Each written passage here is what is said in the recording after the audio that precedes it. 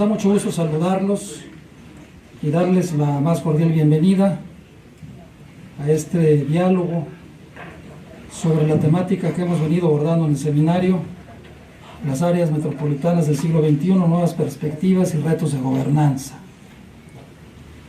Llegamos hoy, esta tarde, con esta jornada, habiendo ya transcurrido prácticamente 3/4 partes de nuestro seminario que iniciamos el martes de esta semana. Las ricas, intensas y didácticas sesiones de trabajo realizadas, pues como todos ustedes se han dado cuenta, los que han asistido a ellas, nos han producido nuevos saberes y aprendizajes. En muchos otros también han provocado interrogantes y dudas, mismas que de alguna manera se han tratado de responder en las sesiones de preguntas y respuestas. Sin embargo, también seguramente todo ello será estímulo para reflexiones o investigaciones ulteriores. Con ese ánimo de formular preguntas, de provocar un fructífero intercambio de ideas con respuestas que quizás motiven nuevas preguntas o provoquen otras dudas, el día de hoy tendremos este conversatorio o diálogo entre dos destacadas voces en la temática que hemos venido tratando a lo largo de la semana. Y permítanme presentarlos, los que ya han estado asistiendo con nosotros. Si en algo incurrimos en alguna repetición, ofrecemos una disculpa, pero para quienes no, pues sí debemos presentar a nuestros dos distinguidos participantes. Quisiera presentar en primer lugar al doctor Luis Fernando Aguilar Villanueva. Él es doctor en filosofía con especialidad en filosofía política, realizó estudios de doctorado en la Pontificia Universidad Gregoriana, Roma, y en la Universidad Estatal Eberhard Karls de Tubinga, Alemania. Es investigador nacional emérito del Sistema Nacional de Investigadores en México y ha sido el primer doctor honoris causa del Instituto Nacional de Administración Pública de México en 2013. De 2006 a 2013 fue miembro del Comité de Expertos de Naciones Unidas en Administración Pública, del que fue su relator y presidente. A partir de 2015 es miembro del Comité Científico del CLAD, Consejo Latinoamericano de Administración del Desarrollo, que organiza cada año un congreso muy conocido. Actualmente es director del Instituto de Investigación en Políticas Públicas y Gobierno de la Universidad de Guadalajara y coordinador de la Red de Políticas Públicas de la misma universidad. Ha escrito decenas de artículos y capítulos de libros sobre temas de teoría política y administrativa y es autor de 12 libros, siendo los más recientes Democracia, Gobernabilidad y Gobernanza, Gobierno y Administración Pública del Fondo de Cultura Económica, El Gobierno del Gobierno de INAP en 2013, Gobernanza y Gestión Pública del Fondo de Cultura Económica de 2008, y sus libros más conocidos son las 4 antologías y estudios introductorios sobre políticas públicas con varias reimpresiones que seguramente muchos de ustedes conocen y han utilizado. Ha sido uno de los principales introductores de la disciplina de las políticas públicas en México y en el mundo académico de lengua española. Sus escritos son una referencia en temas de gobierno, política pública y gestión pública en España y América Latina, países donde es invitado como docente y como conferencista en congresos y seminarios. Voy a proceder también a hacer una breve reseña curricular de nuestro distinguido invitado, el doctor Joan Subirás Jumet. Él es doctor en Ciencias Económicas y catedrático de Ciencia Política y de la Administración. Es fundador e investigador del Instituto de Gobierno y Políticas Públicas en la Universidad Autónoma de Barcelona. En el año 2003 ocupó la cátedra Príncipe de Asturias en la Universidad de Georgetown. Ha sido investigador y profesor visitante en diversas universidades americanas y europeas. Se ha especializado en temas de gobernanza, gestión pública y en análisis de políticas públicas y exclusión social, así como en problemas de innovación democrática y tecnológica, sociedad civil y gobierno multinivel. En estos temas ha dirigido abundantes investigaciones con equipos europeos, latinoamericanos o españoles y ha publicado centenares de artículos y capítulos en publicaciones especializadas. Colabora habitualmente en el diario El País, El Periódico y otros medios de comunicación. Es miembro del Consejo de Redacción de numerosas y diversas revistas especializadas. Tiene acreditados 6 sexenios de investigación y ha dirigido cerca de 40 tesis doctorales. Entre sus libros, que son bastantes, quisiera nada más referir algunos. 20 años de comunidades autónomas en España, instituciones políticas y opinión pública, que fue premio 2003 de la Asociación Española de Ciencia Política, el mejor libro de ciencia política. Podemos también mencionar Repensar la política en la era de los movimientos y las redes, de Editorial Icaria, en 2007, Análisis y gestión de políticas públicas, que bueno, nos decían está agotado, al menos aquí no hay. Otra sociedad, otra política, también de Editorial Icaria, Políticas urbanas en España, de 2011, y también de Políticas urbanas en España, Grandes ciudades, actores y gobiernos locales, como lo dije, de Editorial Icaria, Ciudades, vulnerabilidades y crisis en España, del Centro de Estudios Andaluces, Ciudades y cambio de época, discursos sobre políticas urbanas y crisis en España. Como ustedes se dan cuenta, pues predomina el tema del cual hoy nos ocupa. Y quiero mencionar también una última investigación del doctor Subirats, que pues tiene mucha pertinencia y tendrá mucho más para nosotros en México en los próximos años. Edades en transición, envejecer en el siglo XXI, edades, condiciones de vida, participación e incorporación tecnológica del cambio de época. Un problema muy importante en Europa en estos momentos y que nosotros, pues, faltará algunos pocos años, pero nos va a llegar. Bien, algunos ya estamos, sí. Pero los demás son más jóvenes y no tardará algún tiempo más en llegar. Bien, esos son nuestros distinguidos invitados. De manera introductoria, para el inicio de este diálogo, permítanme de manera muy sintética poner sobre la mesa un primer enunciado que pudiera servir como punto de partida. Ya han escuchado ustedes a lo largo del seminario bastantes reflexiones en torno a este mismo tema, pero permítanme recordar para quienes están acudiendo por primera ocasión. Las zonas metropolitanas son la expresión condensada de las realidades y contradicciones, tanto sociales como políticas del mundo contemporáneo. Aglomeraciones poblacionales que trascienden divisiones político-administrativas y jurisdicciones competenciales. Las zonas metropolitanas constituyen un verdadero desafío a esas estructuras tradicionales, o sea, de las divisiones político-administrativas y de las jurisdicciones, pero también a las formas tradicionales de asociación, articulación y expresión política. Y de aquí, pues, meramente de manera introductoria, me permitiría plantear algunas preguntas. ¿En qué momento de evolución de las metrópolis nos encontramos y cuál sería su tendencia? ¿Cuál sería la nueva forma de relación entre el mercado, el Estado, entendido como gobiernos o expresión institucional del poder público, del poder político, y la sociedad o la ciudadanía en las zonas metropolitanas? ¿Qué retos o desafíos plantea esto para las ciencias sociales y para las instituciones gubernamentales y no gubernamentales? ¿Qué debemos entender por gobernanza metropolitana? Yo quisiera dejar aquí estas primeras preguntas de manera introductoria, si se quiere, en un primer ronda o acercamiento de exposiciones por parte de nuestros invitados, que tendrán ellos aproximadamente 12 minutos para dar sus reflexiones, sus pensamientos en torno a esto, su opinión, y luego después abriríamos otra ronda que quizás, si ustedes me lo permiten, pudiéramos ir como bajando para tratar de bordar sobre la problemática y las alternativas a las zonas metropolitanas en México. Y qué mejor quisiéramos nosotros en Jalisco. Pero bueno, entonces este sería un primer punto de partida. Tendríamos entonces una primera exposición por parte de nuestros invitados, luego habría otra segunda, y ahí ya, dependiendo de si fuera necesario otra intervención de parte de ellos, se haría, y si no, lo abriríamos a una sesión de preguntas y respuestas con todos ustedes. Entonces, iniciaría primero el doctor Luis Fernando Aguilar. Adelante, muy estimado Luis. Buenas tardes, buenas noches. No podré responder cuáles son las tendencias metropolitanas porque no tengo la mínima idea de ese punto.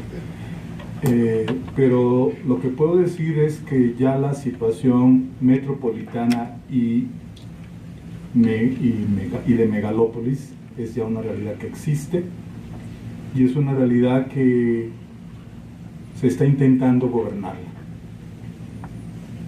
La necesidad de encontrar un gobierno metropolitano o con un proceso de gobernar metropolitano, de gobernanza metropolitana, es expresión y efecto de numerosas tendencias que son conocidas por ustedes.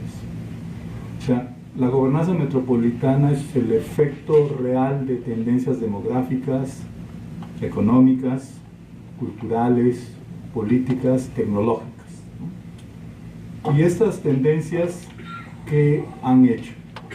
Han evidenciado y hasta exhibido la ineficacia e ineficiencia directiva y administrativa de los gobiernos tradicionales, de las instituciones políticas tradicionales y de los procesos tradicionales de gobernar. Pero cuando uno se ha puesto a explicar por qué existe esta ineficacia e ineficiencia del gobierno metropolitano, lo que se ha ido progresivamente descubriendo, y con evidencias a su favor, es que la ineficacia e ineficiencia directiva y administrativa de los gobiernos se debe a la insuficiencia. Este es el tema que yo quiero destacar. No solo metropolitanamente, el asunto hoy es más la insuficiencia de los gobiernos que la ineficiencia de los gobiernos. Y la insuficiencia directiva de los gobiernos, particularmente de gobiernos particulares, para abordar asuntos públicos que hoy crecientemente son transterritoriales. Quiero ser claro, mi énfasis es en la insuficiencia de los gobiernos en general y en este asunto de la insuficiencia de los gobiernos particulares que integran la metrópoli o la megalópolis. Y esta insuficiencia directiva y administrativa de los gobiernos se debe a la composición y a la etiología de asuntos públicos que son ya de naturaleza y causalidad transterritorial. Los asuntos públicos transterritoriales han impulsado dos corrientes, o la intergubernamentalidad, que es la que se está intentando aquí en la zona metropolitana de Guadalajara, o la supragubernamentalidad, que me imagino va a ser el desenlace. Lo que va a haber va a ser un municipio macro que se llama Guadalajara. Pero si no se entra la supragubernamentalidad, el asunto hoy es intergubernamentalidad. Pero no solo está en el nivel de los gobiernos, sino la nueva forma de gobernar es también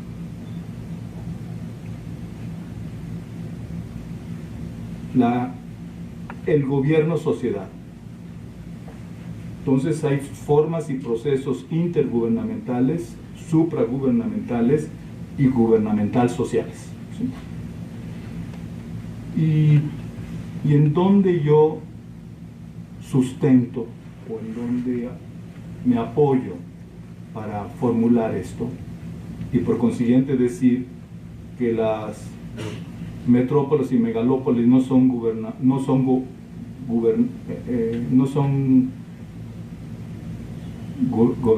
¿no? O gubernables, más que mediante intergubernamentalidad, supragubernamentalidad o nuevas relaciones gobierno-sociedad. ¿En donde me apoyo para esto? En la naturaleza transterritorial de los asuntos públicos. Y entonces sí, permítanme leer algo para ser muy preciso. Lo específico de numerosos problemas y oportunidades actuales es la índole transterritorial de sus causas y efectos. En estos años se ha tomado mayor conciencia de que la mayor parte de las actividades humanas que favorecen niveles de mejor calidad de vida personal y asociada o que la empeoran y degeneran, están todas desterritorializadas. Economía, ciencia, tecnología, arte, entretenimiento, información, comunicación y por otro lado preocupaciones ambientales o preocupaciones por el crimen y el terrorismo han dejado de ser locales, territorialmente circunscritas y se han vuelto transterritoriales. Mientras paradójicamente las instituciones políticas y los gobiernos que están llamados a darles una respuesta siguen siendo territoriales. Herencia de la creación del Estado moderno westfaliano de fundamental demarcación territorial. Dicho de otro modo, los asuntos humanos y públicos trascendentales, lo que más valoramos o los que más nos preocupan, son transterritoriales. ¿Sí? Mientras los gobiernos para su rectoría cuentan solo con instrumentos territoriales, leyes, políticas públicas, imposición tributaria, medidas coactivas, cuya validez y efectividad se circunscribe a la demarcación territorial políticamente establecida. Bueno, la característica específica de estos asuntos públicos transterritoriales consiste en que su manejo rebasa las capacidades particulares de los gobiernos y de las sociedades territorialmente delimitadas, debido a que las causas que ocasionan el problema o los factores que pueden generar los beneficios no son solo ni principalmente las acciones que llevan a cabo por decisión propia y con sus propios recursos cada uno de los gobiernos y cada una de las sociedades que se ubican en un específico ámbito territorial, y por ende acciones que serían en principio corregibles y controlables por ellos mismos, sino que sus causas principales se encuentran en las acciones que llevan a cabo los gobiernos y las sociedades de otros territorios, colindantes o distantes, por lo cual es necesario encontrar los dispositivos e incentivos para hacer que ellos contribuyan a controlar las causas que ocasionan los problemas nocivos o a aportar aquellos elementos que son clave para producir los beneficios. De lo dicho se infiere que característica distintiva del tratamiento o la solución de los asuntos transterritoriales, nuevo concepto, es la interdependencia. La interdependencia entre específicas comunidades políticas y socioeconómicas que pueden ser municipales, regionales o nacionales. La conciencia de la interdependencia aparece cuando una específica comunidad política y su gobierno reconoce que depende de los recursos, capacidades y acciones del otro gobierno y de la otra comunidad, tanto para resolver el problema que le ocasiona males, como para realizar el beneficio de su interés, así como las otras comunidades políticas y sus gobiernos reconocen que dependen de lo que haga o deje de hacer la otra comunidad y gobierno en los asuntos de su interés. Por asuntos transterritoriales que implican interdependencia, pues la conclusión racional es que las partes implicadas reconocen la necesidad o conveniencia de tener acceso a los recursos en posesión del otro mediante intercambios, contratos, acuerdos, y más aún la necesidad o conveniencia de aportar los propios recursos y de ponerlos en común. Los recursos institucionales de la ley y la coacción, los políticos de la convocatoria e influencia, los económicos de capital financiero y productivo, así como los recursos del conocimiento, la organización social y los éticos de su capital social, respeto y solidaridad con las personas. Entonces, lo que quise decir y cierro, la gobernanza metropolitana es efecto de un conjunto de tendencias. Este conjunto de tendencias ha dado origen a asuntos transterritoriales. Los asuntos transterritoriales han evidenciado primero la ineficacia e ineficiencia de los gobiernos, pero en el fondo su insuficiencia, y esa insuficiencia pues ha llevado a nuevas formas de gobierno intergubernamentales, supragubernamentales y gubernamentales sociales. Y después traté de sustentar mi posición con una breve y rápida descripción de los asuntos transterritoriales, de su especificidad, recalcando en la interdependencia. si no hay conciencia de interdependencia, si todavía alguien candorosamente cree que puede resolver el problema con sus propios recursos, sus propias ideas y sus propias capacidades, dejémoslo en ese candor, y más bien es reconocer la mutua dependencia de comunidades y gobiernos como el dispositivo único o racional para resolver estos asuntos transterritoriales. Pues eso sería mi intervención, creo que me pasé. No, muy bien. Muchas gracias. Bueno, pues de acuerdo a lo que nos dice el doctor Aguilar, pues es transterritorialidad de asuntos y de actividades y territorialidad de estructuras gubernamentales que además pues demuestran no solo ineficiencia o deficiencia, sino insuficiencia. Bueno, y ante esto nos planteaba que hay dos corrientes, la interterritorialidad o intragubernamentalidad o la supragubernamentalidad. Yo pediría en todo caso la opinión del doctor Joan Subirats sobre estos temas. Con gusto lo escuchamos. Gracias por la oportunidad también de reencontrarme con el profesor Luis Aguilar, con el cual, digamos... Pero yo debería haber dicho eso también. No, estoy contento de verlo, Joan. Ya me lo imagino, pero simplemente lo quería comentar porque nos conocemos desde hace muchos años, demasiados quizás ya, en el sentido de que son muchos, ¿no? Y además pues con él compartíamos también esta especial interés y atención por las políticas públicas, ¿no? y por la reflexión que en muchos casos, ¿no? Necesitábamos, ¿no? Yo recuerdo perfectamente haber leído con fruición los 4 volúmenes de Miguel Porrúa, ¿no? Cuando llegaron a mis manos y lo mucho que aproveché, digamos, su trabajo, ¿no? Bueno, digamos, en el tema que nos ocupa, ¿no? Yo estoy muy de acuerdo con algunas de las reflexiones, o con todas las reflexiones que ha hecho el profesor Aguilar. Yo creo que mi especial interés, o el interés también de Ricard y de Ligop en temas urbanos, seguramente refleja un par de elementos, ¿no? Si hubiéramos hecho nuestra labor investigadora en Madrid, a lo mejor nos hubiéramos ocupado más del Estado, pero no teníamos Estado, entonces nos teníamos que ocupar más de la ciudad, ¿no? Dicho esto, también es cierto que la ciudad y la metrópoli cada vez más, ¿no? Son laboratorios espectaculares, ¿no? De políticos, ¿no? Son como sociedades políticas, ¿no? Perfectamente, digamos, delimitadas en el sentido de que acumulan, ¿no? Muchísimos de los elementos, ¿no? Que cualquiera describiría a la hora de hablar de una sociedad política, ¿no?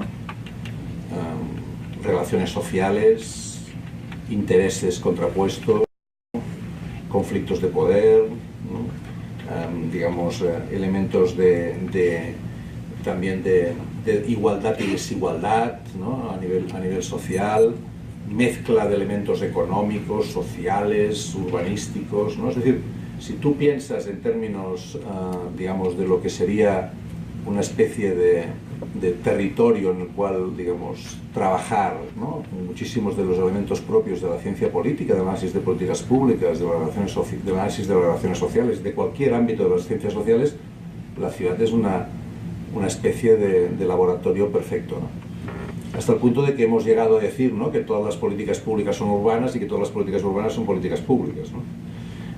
Es quizá exagerado, ¿no? En el sentido de poner mucho énfasis en el elemento, pero claro, el mismo proceso de urbanización en el mundo va, digamos, reforzando esa idea, ¿no? Por lo tanto, hemos combatido mucho siempre la idea de que no podemos confundir lo urbano con lo urbanístico, lo urbano con lo local o lo urbano con lo institucional, ¿no? Es decir, lo urbano es mucho más que lo urbanístico, ¿no? Porque cuando hablas de urbanística hablas de una forma de aproximarse al urbano, ¿no? Cuando hablas de urbano no estás refiriéndote solamente a lo local, ¿no? Porque sabemos perfectamente, ¿no? Y el profesor Aguilar lo ha mencionado claramente, que hay multitud de instancias, ¿no? Y de niveles de gobierno que interactúan al mismo tiempo en ese espacio, ¿no? Porque te vas encontrando, digamos, en el territorio confluyen muchísimos ámbitos de actuación de otros niveles de gobierno, ¿no? Y además, ¿no? Y lo ha dicho también el profesor Aguilar, pues es difícil imaginarse lo urbano simplemente desde la lógica de lo institucional, ¿no? Porque, digamos, necesitas también la sociedad, ¿no? A la hora de mantener estructuras y dinámicas de gobierno, de gobernanza, ¿no? A la hora de plantear los retos que esa especial, digamos, concentración tiene. Por tanto, en este sentido yo diría que esta especificidad de lo urbano, de lo metropolitano, ¿no? Si entendemos lo metropolitano como una especie de gran, ¿no? Conurbación, ¿no? Urbana también y social, digamos, da mucho, o sea, trabajar sobre gobernanza metropolitana de alguna manera concentra muchísimos elementos, ¿no? Que luego te pueden ser útiles en cualquier espacio y en cualquier ámbito. Es cierto también, ¿no? Que en la tradición de análisis de políticas, ¿no? Uno de los dicen que es el artículo más citado de toda la literatura de políticas públicas, el de Theodore Lowy, ¿no? Sobre politics y policies, ¿no? Y las relaciones entre politics y policies, ¿no? Es decir, hasta qué punto, ¿no? Es verdad que la política influye sobre las políticas, o las políticas son las que determinan, ¿no? El juego político, ¿no? Y ese artículo fue muy citado y ha sido siempre muy citado y muy influyente porque de alguna manera es contraintuitivo, ¿no?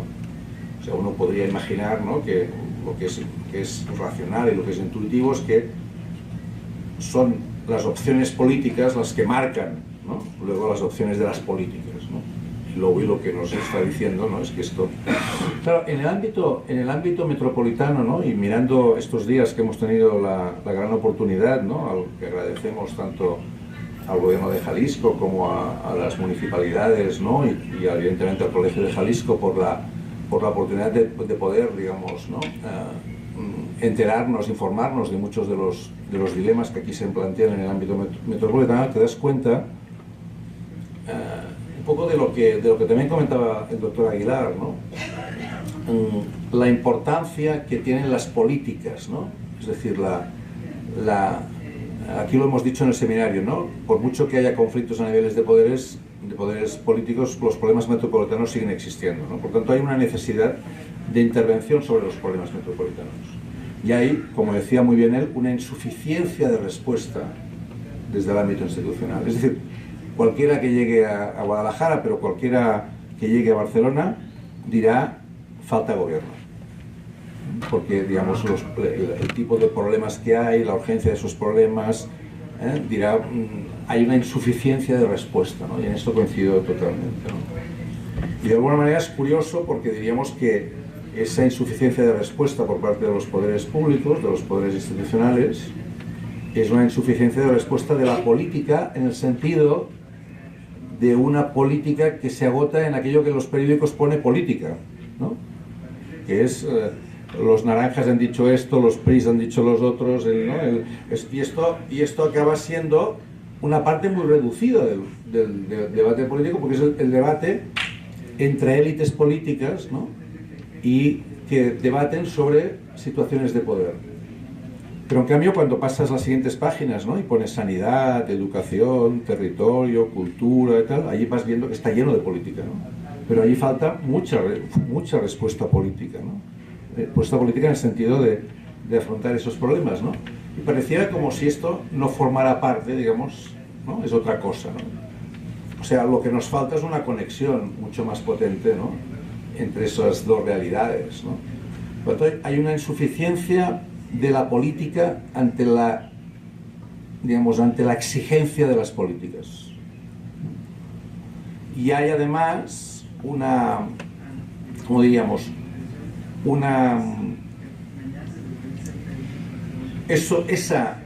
digamos, esa no coincidencia, ¿no?, provoca, sobre todo, un nivel de deslegitimación muy importante, ¿no?, de los poderes públicos. Porque la gente dice, se están preocupando de lo que pasa entre ellos solamente. Y lo que pasa fuera de ellos son la excusa que utilizan para seguir dialogando entre ellos, ¿no?, y discutiendo entre ellos, ¿no? Yo creo que este es uno de los puntos centrales, ¿no? Un poco la idea de que nos falta politizar las páginas que no pone política y nos faltaría, digamos, politizar en el sentido de políticas públicas las páginas que pone política, ¿no?, para utilizar este esquema, ¿no? Es decir, la idea de la política de la cotidianidad, ¿no?, la política del día a día, los sufrimientos de la gente cuando tienen que desplazarse, cuando tienen que, digamos, que atender necesidades básicas, y la sensación de estar desprotegidos, ¿no?, ante esa realidad durísima, y la cierta falta de respuesta que hay en esa relación es lo que es más, digamos, determinante. Lo cual no quiere decir que los políticos, digamos, ¿no?, los partidos políticos, las instituciones, no se preocupen de ese tema, ¿no?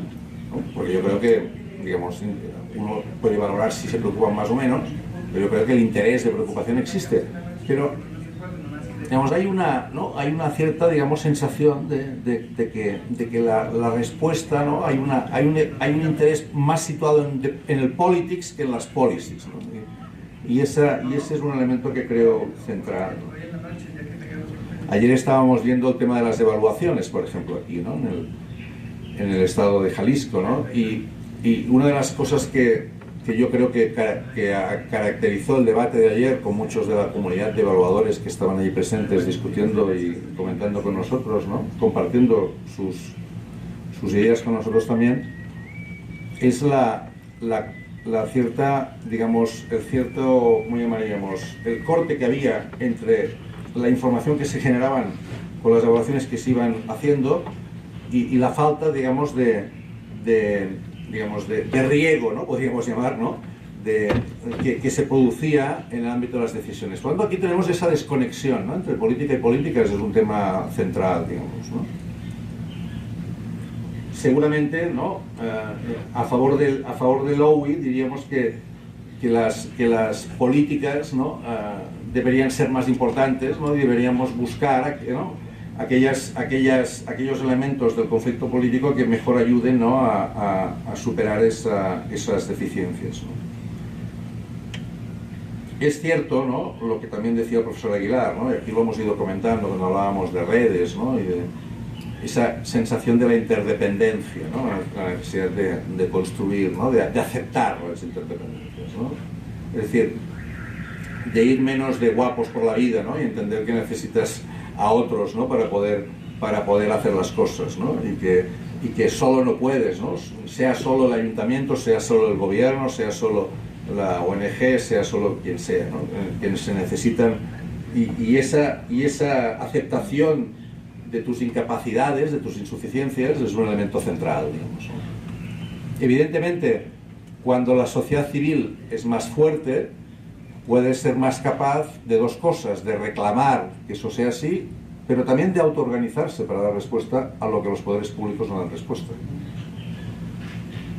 Y eso se está viendo, ¿no?, en diversas partes del mundo, ¿no?, esa idea de, bueno, pues si no hay respuesta, vamos a buscar respuestas nosotros, ¿no? Es decir, y eso, digamos, plantea problemas, ¿no?, porque es cierto que, por ejemplo, y esto ha sido analizado muchísimas veces, ¿no?, el ámbito de lo informal, el ámbito de lo ilegal, muchas veces busca legitimar dando respuestas que el Estado no da, ¿no?, y legitima su criminalidad buscando, ¿no?, contribuir a la resolución de problemas, y eso le da marcos, digamos, de estabilidad, porque da algunas respuestas. No nos gustan las respuestas que da, pero da respuestas, ¿no? Yo creo que ese elemento creo que es clave, ¿no? Por lo tanto, seguramente lo que necesitamos es nuevas institucionalidades, ¿no? Y el ámbito metropolitano no deja de ser ¿no?, un ámbito de experimentación de nueva institucionalidad, ¿no? Nos permite trabajar en esa nueva institucionalidad, ¿no? Estos días, ¿no?, hemos ido viendo, ¿no?, de los 9 municipios que componen el área metropolitana, ¿no?, hay un instituto de planeación, se ha empezado a hacer cosas en seguridad, ¿no? Pues estos son, digamos, por llamarlo así, prototipos, ¿no?, pilotos, ¿no?, de lo que podría ser la construcción de una nueva institucionalidad, que si se avanza a través de la aceptación de la interdependencia, como decía el profesor Aguilar, y hay, digamos, voluntad de afrontar, ¿no?, los problemas, ¿no?, reales y darles respuestas y construir, por lo tanto, legitimidad desde la resolución de problemas y no desde la mera, ¿no?, digamos, desde el mero poder institucional, esto puede ayudar. Por lo tanto, es una oportunidad, diría, ¿no? O sea, el gobierno metropolitano de Guadalajara, ¿no?, es una oportunidad, ¿no? Es una oportunidad de aprovechar, ¿no?, desde distintos ámbitos, ¿no? Y porque podría ser una forma de encarar esos elementos que antes comentábamos, creo, con una mejora notable en relación a la situación actual.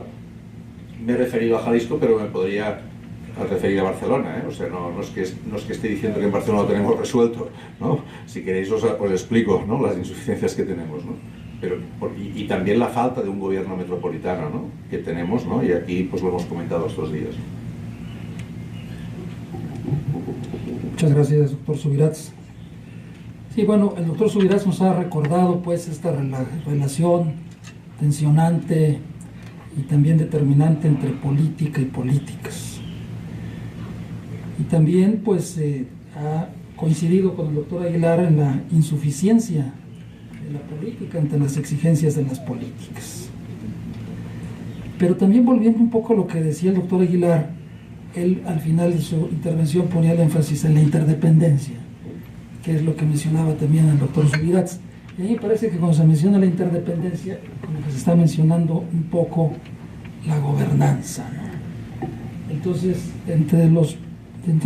desde las últimas escritos que ha hecho el propio doctor Aguilar, ¿qué modelo de gobernanza, qué tipo de gobernanza sería el más acorde a esta interdependencia, es decir, la de por gobierno, autogobierno o cogobierno? Y bueno, creo que también surge una pregunta, ¿no? ¿Cómo hacer que desde la política se generen respuestas suficientes para las demandas de la sociedad? Y también, por otro lado, ¿cómo hacer que los actores reconozcan la necesidad de la interdependencia? Porque como que muchas veces las cosas no avanzan, tanto por la insuficiencia de la política frente a las políticas, pero también como que hay veces como que los mismos actores o no hay disposición o no hay claridad respecto a la necesidad de esa interdependencia. Yo aquí pondría esos elementos y rogaría en todo caso los comentarios también de lo que dijo el doctor Subirats, del doctor Luis Aguilar. Bueno, en algún momento deberíamos tomar toda esta propuesta de la nueva institucionalidad, ¿no? La nueva institucionalidad apropiada, factible para una gobernanza metropolitana. Y sí queda claro que, a mí cada vez me queda claro eso, que la política es insuficiente, pero que las políticas son también insuficientes cuando estas son solo gubernamentalmente analizadas, diseñadas, implementadas. En cambio, las políticas cada vez más públicas, como una coproducción, coautoría entre autoridad pública y público ciudadano, esto es lo que va supliendo la insuficiencia gubernamental. En este momento hay mucha evidencia para mostrar que el gobierno por sí solo, por sí mismo, no puede definir la agenda y tanto menos por sí mismo con sus recursos puede realizarlo. Y eso requiere intergubernamentalidad y relaciones gubernamentales sociales. Pero la gobernanza metropolitana puede tener varios tipos, ¿no?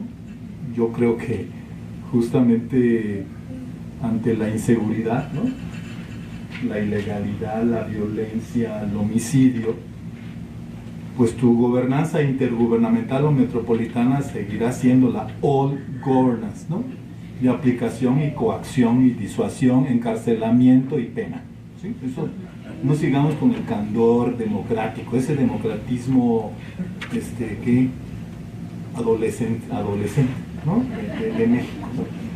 No, entonces sí, tú puedes tener gobernanza metropolitana, pero ante determinados asuntos públicos, tus políticas tienen que ser hechas en el viejo estilo clásico del Estado moderno, ¿no?, a través de coacción, disuasión, legalidad, imparcialidad, contra impunidad, contra todo eso. Pero si hay otras políticas, piensen en el ambiente, piensen en movilidad, piensen en la empleabilidad, que sí ya puedes ir a otras formas más avanzadas de cogobierno, ¿no? ¿Sí? Y retomando lo que decía Joan, yo cada vez me meto más a eso, quizás por razones de filosofía. Yo creo cada vez más en la subsidiarity governance, ¿no?, en la gobernanza por subsidiariedad, ¿no? Cuando la sociedad puede resolver sus problemas, que el gobierno no intervenga. En cambio, cuando la sociedad evidentemente está mostrando no tener la capacidad de resolver problemas, de conciliar conflictos, o está generando externalidades negativas hacia otras comunidades, entonces tiene que intervenir el gobierno. Entonces sí creo que lo que sí conviene, aprecio mucho tu intervención, porque gobernanza metropolitana pareciera es todo intergubernamental, gubernamental, social y todo. Hay momentos donde la gobernanza metropolitana va a ser de old governance, ¿no? Y en otros casos sí puede ser de new governance o de gobernanza por subsidiariedad, ¿no? Pero a mí sí me gustaría retomar lo de, como que todos estamos convencidos de la necesidad o conveniencia de una gobernanza metropolitana, pero lo que importa es cuáles son los pasos a dar, o las modalidades, o cómo la vamos a realizar. Y la respuesta de fondo es, tienes que crear nuevas instituciones, ¿sí?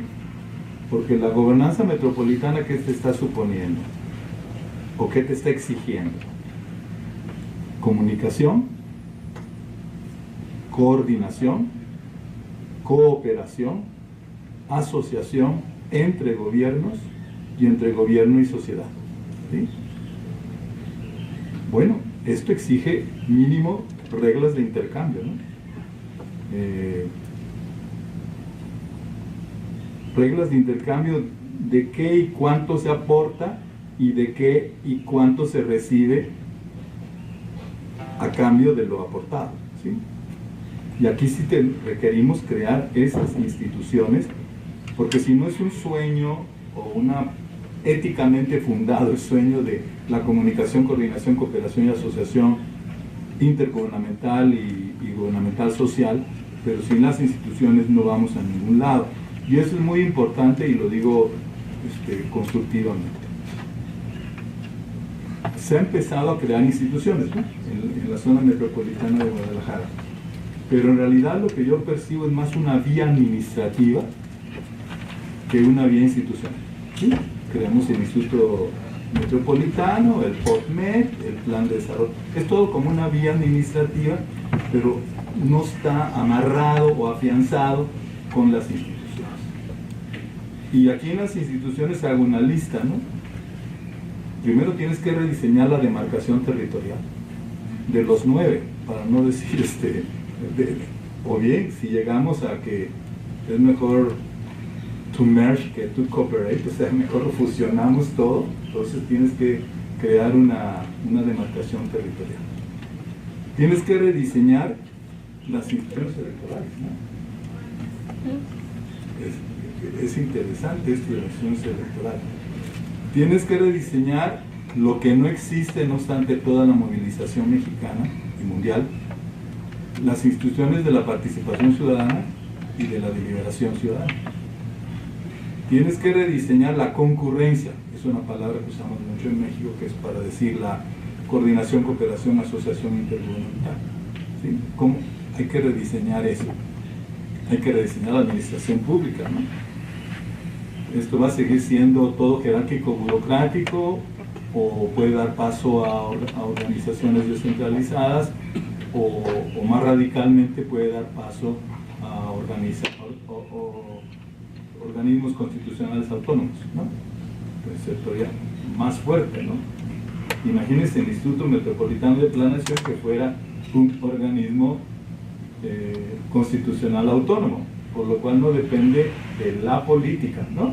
De los colores, ¿no? Sino tiene una visión institucional y una visión técnica. Entonces hay todo un trabajo de nueva institucionalidad que sí creo que hay que tomárselo muy en serio. Creo que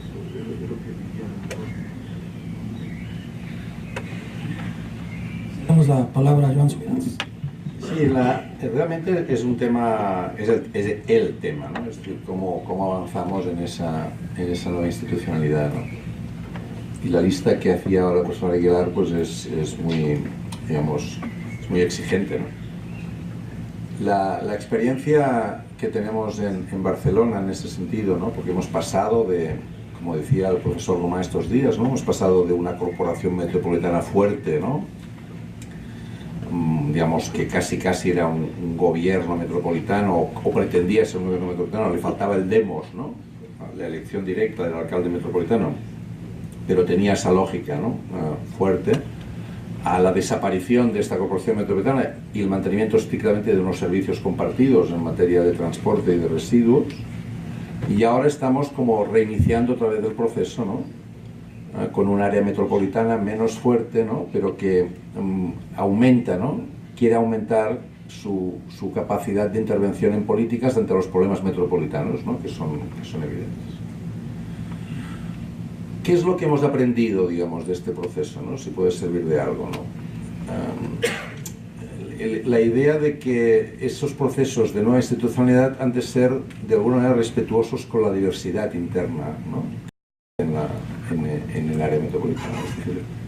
Y eso no es fácil porque el tipo de problemas, como decía antes también el profesor Aguilar, son transterritoriales, y por tanto tienen una dimensión metropolitana clara, pero en cambio las legitimaciones están situadas territorialmente, ¿no? Y ese tránsito, ¿no? Entre las legitimaciones situadas territorialmente y unos problemas transterritoriales requieren, ¿no? Procesos, digamos, un poco sofisticados, ¿no? De ir avanzando en capacidades de gobierno, si es posible, sin que se pierda el sentido de implicación ciudadana, ¿no? Porque también queremos que haya coproducción, ¿no? Y que la gente intervenga y que haya, digamos, ¿no? Entonces, eso, es decir, lo que nos llevaría las ganas de resolver problemas metropolitanos, venga, va, un decreto, gobierno metropolitano, elección y se ha acabado, ¿no? Y avanzamos rápido porque la urgencia, pero sería una guerra seguramente. Esto, bueno, digamos, es obvio, digamos, que la tendencia luego a buscar en la identidad y en la diferencia aquello que sirva para levantar la bandera de cada municipio diciendo cuidado porque vamos a perder, ¿no? Nuestra tal, esto lo hemos vivido también en Barcelona, ¿no? Y esto rápidamente provoca una situación de bloqueo. Entonces, ¿cómo avanzar, ¿no? en las capacidades metropolitanas de gobierno y en las capacidades de gobernanza metropolitana, quiere decir la incorporación también social en estos procesos de capacidades de gobierno, al mismo tiempo, ¿no? Manteniendo, reconociendo, ¿no? Esa heterogeneidad y esa diversidad, ¿no? Eso realmente es una pregunta que nos estamos planteando también en Barcelona, ¿no? Por ejemplo, el mismo nombre, ¿no? Si le llamamos, por ejemplo, París ha avanzado ahora con la idea de la área metropolitana del Gran París. En Barcelona, si se nos ocurre decir la Gran Barcelona, ya hemos acabado el proceso. O sea, por lo tanto, ¿no? Tendremos que ir pensando, ¿no? cómo le llamamos, ¿no? Porque realmente los 29 pueblos y ciudades, ¿no?, que componen la metropolitana, durante esta época de falta de gobierno fuerte, han ido recomponiendo sus identidades, ¿no?, han buscado sus raíces, y no digamos las fiestas mayores, las misas los domingos, etcétera, etcétera. Por tanto, digamos, ¿no?, la Sagrada Familia es muy bonita, pero para visitarla no es la iglesia de toda la área, no es la iglesia metropolitana, ¿no? No es un invento que podríamos intentar hacer, porque no sabemos qué hacer con ella, ¿no? Pero cuando la acabemos de construir no sabemos qué hacer con ella, ¿no?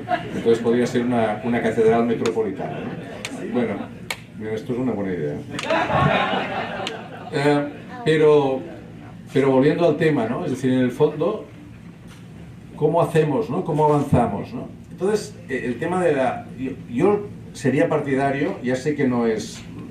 O sea, hay una tensión entre la urgencia de lo que tenemos entre manos y la necesidad de ir con cuidado, ¿no? O sea, y esa doble tensión no es fácil, ¿no? Y esto apuntaría a lógicas más de geometría variable, de aprendizajes, ¿no? Es decir, que si hay... ¿no? Esto en la Unión Europea es un poco... No es que lo ponga como ejemplo, Dios me libre de poner como ejemplo la Unión Europea en estos momentos, ¿no? Pero sí que hemos aprendido a que se pueden avanzar en políticas sin que todo el mundo tenga forzosamente que avanzar en ellas, ¿no? Y por lo tanto, digamos, trabajar con lógicas, ¿no?, que permitan, ¿no? Me parece que vosotros estáis haciéndolo en el caso del agua, ¿no? No toda el agua, creo, está metropolizada, sino que hay una parte que sí y una parte que no. Bueno, esto nos indica que hay elementos sobre los cuales se podría... También pasa en el caso de Barcelona, ¿no? Hay políticas que ocupan a una cantidad de municipios y otros que no. Bueno, yo creo que esto permite construir gobierno. A lo mejor demasiado lento, ¿no? Este es el punto, ¿no? Es decir, ¿no? Tienes ganas de decir tanta reconocimiento de la diversidad y tal, pero sí es evidente que necesitamos un gobierno, ¿no?, entre todos rápido, ¿no? Entonces, la capacidad de que haya un decreto, ¿no?, por ejemplo, hay mucha gente en Barcelona que opina que se debería anexar, ¿no?, lo que decía antes el profesor Aguilar, ¿no?, anexionar, que haya un único ayuntamiento. Ir por esa línea, repito, es bloquear el proceso. Pero en cambio somos todos conscientes, ¿no?, lo decíamos estos días aquí, ¿no?, que cuando alguien de cualquier municipio del área metropolitana de Barcelona viaja al extranjero, cuando le preguntan de dónde es, dice de Barcelona. Por lo tanto, hay un elemento, digamos, ¿no?, por lo tanto, fijémonos, podemos construir internamente sobre la base de ir juntos externamente. Esto es un elemento también muy importante, es decir, cómo construimos elementos de vínculos internos sobre la base de ir juntos, ¿no? Necesitamos cooperar y coordinarnos y asociarnos, que decía el profesor Aguilar, porque juntos hacia afuera seremos mucho más capaces de defender, ¿no? Esto hay tradiciones, ¿no? De hecho, hay toda una literatura interesantísima de los distritos industriales de Italia, ¿no?, que trabajaban, ¿no?, es decir, competían internamente, ¿no? En Prato, por ejemplo, en la Toscana, competían las fábricas, las pequeñas fábricas textiles competían entre sí, pero para ir al extranjero era Prato, ¿no? Y por lo tanto ponían recursos para poder, digamos... Bueno, esta es una línea que podría resultar interesante, porque lo que va haciendo es acostumbrarnos, ¿no?, acostumbrarnos a la interdependencia, ¿no?, y crear estos vínculos necesarios para los cuales avanzar, ¿no? Y acabaría con una reflexión que creo que liga mucho también con lo que hemos ido hablando hasta ahora, ¿no? Necesitamos sistemas de información potentes metropolitanos. Necesitamos evidencias, ¿no? ¿Por qué? Porque sobre evidencias construimos argumentos, ¿no? Y sobre los argumentos podemos, digamos, intentar influir, ¿no? Pero si no tenemos buenos sistemas de información metropolitana, pues entonces cada uno se apunta a lo que le conviene, ¿no? Y eso sí que requeriría instancias autónomas, independientes, ¿no?, que fueran concebidas, ¿no?, como algo que no es, digamos, propiedad de nadie, sino que lo necesitamos todos, ¿no? Y eso yo creo que es un elemento, para mí, cada día más importante, ¿no? Bien, muchas gracias. Sí. Hay un punto en el que quizás no hemos hecho, o yo no he hecho el énfasis, en lo fiscal, ¿sí? En la nueva institucionalidad tienes que tomar muy en serio, y es clave, la hacienda pública, ¿no? cómo va a estar esta situación de una hacienda intergubernamental, una hacienda metropolitana, y de nuevo las reglas de intercambio, ¿no? Si yo ofrezco esto, ¿qué voy a recibir a cambio, ¿no? Entonces, este es otro tema que es muy importante, y las debilidades en Guadalajara son la institucionalidad y la fiscalidad. Sí, cómo no. Sí, efectivamente, yo creo que podemos coincidir en que, como lo han dicho nuestros dos distinguidos ponentes en este diálogo, las zonas metropolitanas condensan y concentran una suerte de contradicciones, ¿no? Por un lado presentan grandes avances en ciertas cosas, pero al otro lado también expresan los peores problemas, ¿no? De manera condensada. Pero también, como lo dice el doctor Aguilar, ¿no? O sea, hace falta nueva institucionalidad para poder construir estos acuerdos, estos consensos, esta cooperación, esta coordinación a la que se refiere el doctor Subirats. Pero, pues sin lugar a duda también hay otro elemento, aparte también del fiscal, yo diría que es también el aspecto cultural, ¿no? Y el institucional. ¿Cómo construir esta cooperación y esta coordinación cuando entre los municipios predomina una cultura del parroquialismo? ¿O cómo construir una lógica de cooperación y de interdependencia cuando prevalece una lógica de suma cero, ¿no? De que lo que yo gane es a corte de lo que los otros pierden. Entonces yo creo que en ese sentido es difícil poder avanzar, y también poniendo pues el énfasis en el caso de México, porque también pues lo de zonas metropolitanas no existe en la legislación, en la Constitución y en la legislación federal, solamente en el INEGI es un concepto que existe, y en el Fondo Metropolitano, que son los recursos que se asignan. En Jalisco tenemos una ley de coordinación metropolitana, pero se queda, como bien lo dice Luis Aguilar, en el ámbito de lo administrativo y no de lo institucional. Entonces yo creo que el asunto de las zonas metropolitanas y toda la problemática que ahí se expresa, pues también tiene sus manifestaciones en la forma misma de poder operar y tratar de dar respuestas, tratar de avanzar para encontrar soluciones a la problemática que presentan esas aglomeraciones urbanas transterritoriales. Bien, yo quisiera aquí hacer, si me lo permiten, no sé si estuvieran de acuerdo, si quisieran hacer otra intervención, o pasamos a tomar alguna participación de los asistentes. ¿Sí? ¿De acuerdo? ¿Sí? A ver, entonces tenemos aquí delante una, de aunque nosotros los conocemos a muchos de ustedes, pero yo les rogaría si se pueden presentar para que nuestros ponentes puedan saber de quién se trata, ¿no?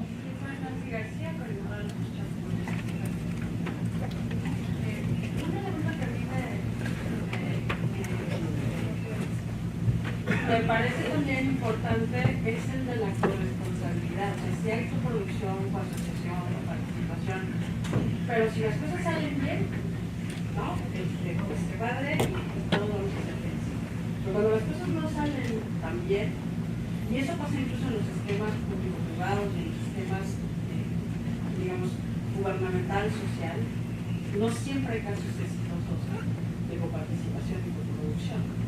Y no hay reglas que definan claramente la responsabilidad. Entonces, en ese elemento institucional que debería construirse, creo que un elemento así basal debería ser la corresponsabilidad. Porque justamente uno de los elementos importantes en la definición de las reglas del juego, pues está el de los incentivos. Y las sanciones en este caso pueden ser, insisto, un elemento basal para darle seguimiento a la institución de los medios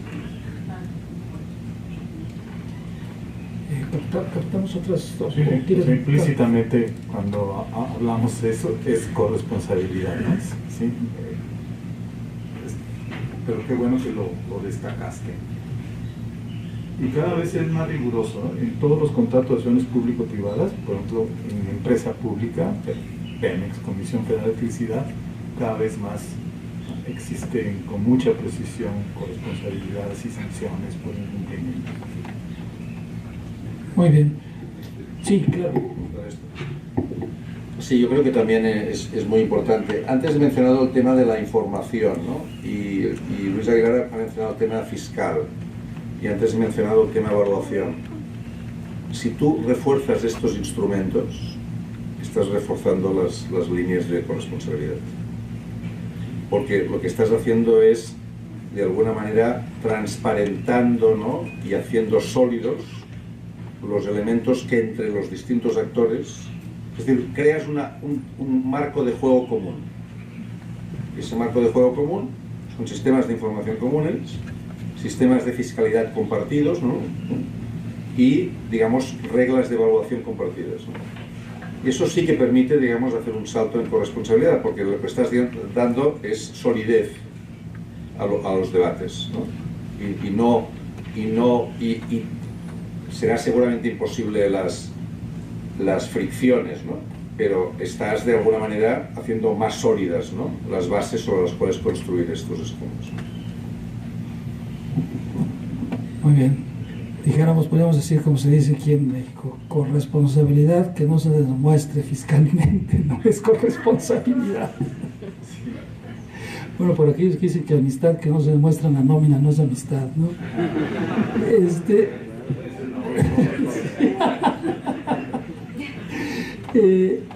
Bien, podemos tomar entonces, ¿les parece bien unas dos, sí, o tres?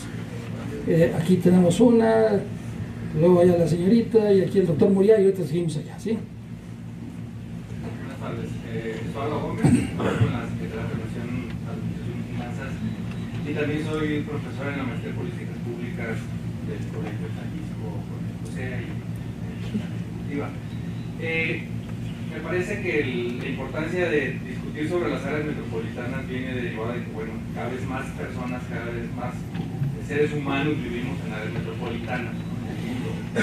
Y queda claro, digamos, la relevancia que tiene pensar en el nivel metropolitano y en la escala metropolitana. Sin embargo, creo que hay problemáticas globales que nos hacen pensar también en esta necesidad de pensar en el resto del mundo, ¿no? En el mundo rural, desde luego, porque por ejemplo, ayer justamente en la discusión con la red de evaluadores y instancias en materia de evaluación, pues una de las preguntas era con relación a esta cuestión del cambio climático. Entonces, creo que cada vez más es esta interdependencia, no solo entre las demarcaciones que se aglomeran conforme se va incrementando las manchas urbanas. También creo que tenemos que ir un poco en esta interdependencia con el mundo rural. ¿Cuáles son las expectativas que ven en este tema, ¿no? De la relación de las áreas metropolitanas con el mundo rural y con lo que nos proveen los recursos naturales que luego quedan en esta zona? Sí, tomamos la otra de Sayani Mosca. Sí, buenas tardes, mi nombre es Sayani Mosca, buenas tardes, me impulsa a Guadalajara, al profe de la Universidad Autónoma de Barcelona.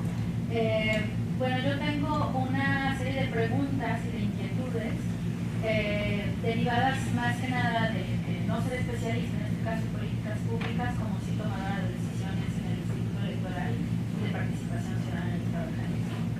Y en ese sentido, me parece que aquí se han aludido de manera muy general las problemáticas que vivimos a nivel institucional, como es el estar en un modelo institucional que innova poco, que parece que tiene que estar siempre controlando las decisiones que toma a través del cumplimiento estricto de la ley, y que lo que menos parece que existe en una institución que está encargada de la democracia y que está encargada del contacto con los ciudadanos, y ahí nos podemos dar cuenta quizás de cómo están en otras instituciones, es de el poco capital de innovación institucional que existe.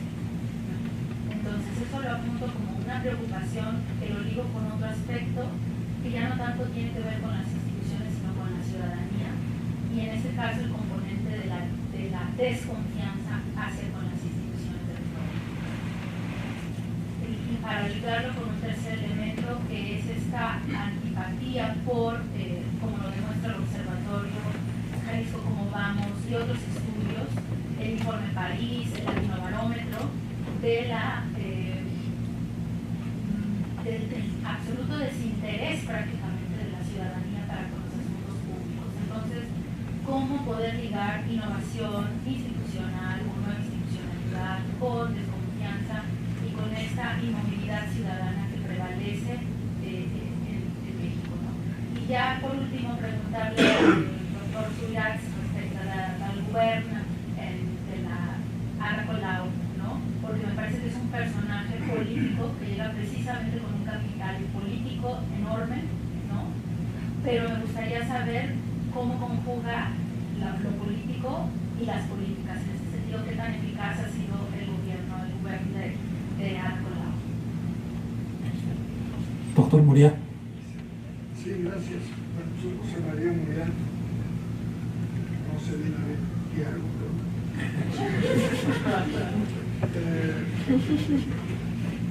una preocupación que tengo desde hace tiempo, creo que valdría la pena sumarla a este cuadro que han presentado ustedes, es el de la obesidad del gobierno, de la administración, que ayuda mucho a complicar las cosas.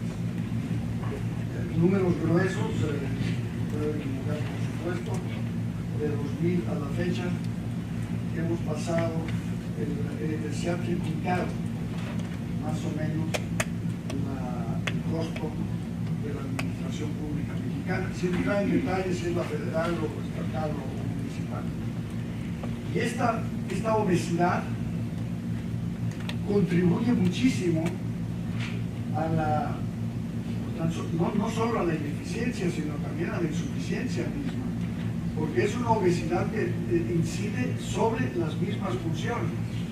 Hay una enorme cantidad de dependencias, direcciones generales, particulares o lo que ustedes quieran, que tienen prácticamente las mismas atribuciones. Pero eso sí, sobre todo instituciones de vigilancia. Eso es lo que además contribuye, creo yo, a lo que decías tú de que pues ya como que le perdimos el respeto, porque por diferentes vías, con diferentes formatos, al pobre trabajador, que en un sentido u otro está ligado con la administración pública, tiene la misma información. ¿No es cierto, Angélica? Tú sabes algo de eso, ¿no? El Instituto Nacional de Antropología tenía que informar 3 veces cada mes lo que se había hecho, pero con 3 formatos diferentes. Entonces tenía que hacer 3 informes para informar lo mismo a 3 dependencias diferentes. Quiero decir, lo pongo como un ejemplo, porque Angélica no me dejará mentir, que esto contribuye sobremanera a esta falta de respeto, a esta insuficiencia, porque gastamos muchas energías en lo mismo y sobre todo pues a la ineficacia. Por otro lado, querido Luis, déjame contarte una pequeña historia. Hace ya bastantes años escribí un artículo largo que se convirtió en un folleto chico que se llamó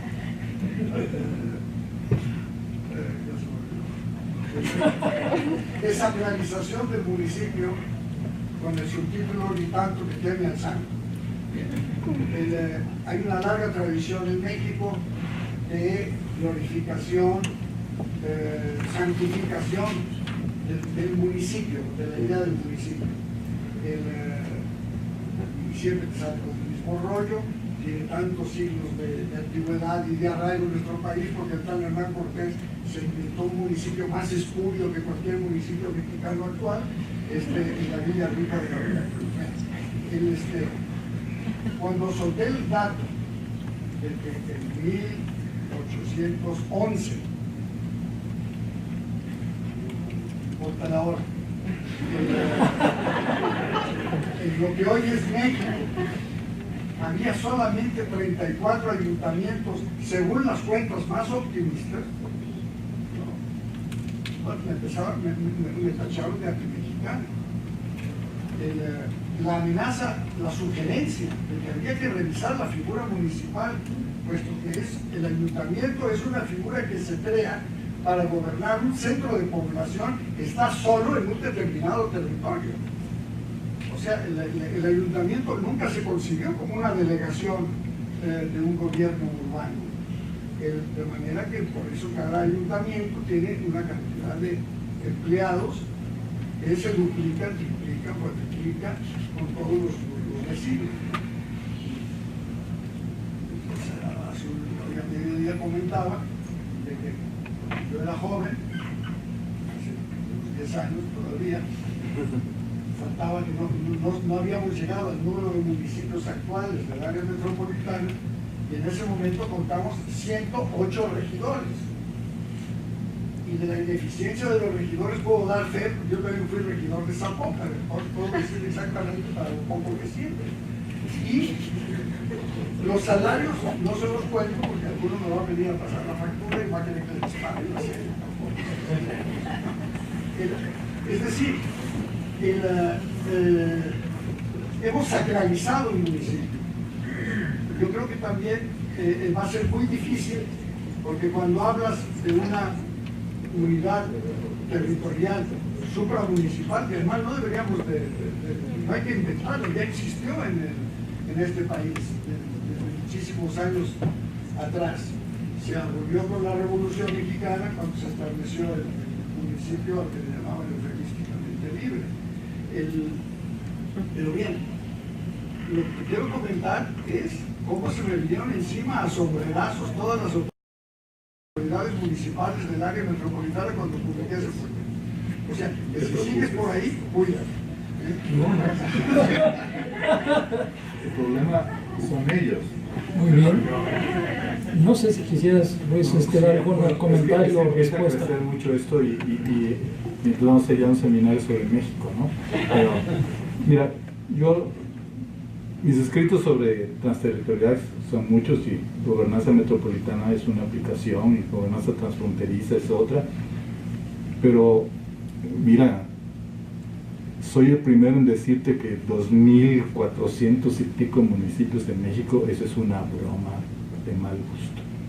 De esos solo 100 son viables, factibles y aportan algo al país. Que tendrá que haber una remunicipalización, será una guerra civil, evidentemente, por el parroquialismo, ¿no? Porque muchos municipios siguen a la iglesia de Santa Ana, el otro la iglesia de San José, y sí, como fuera. Traemos una distribución del siglo XIX, ¿no? para el XXI.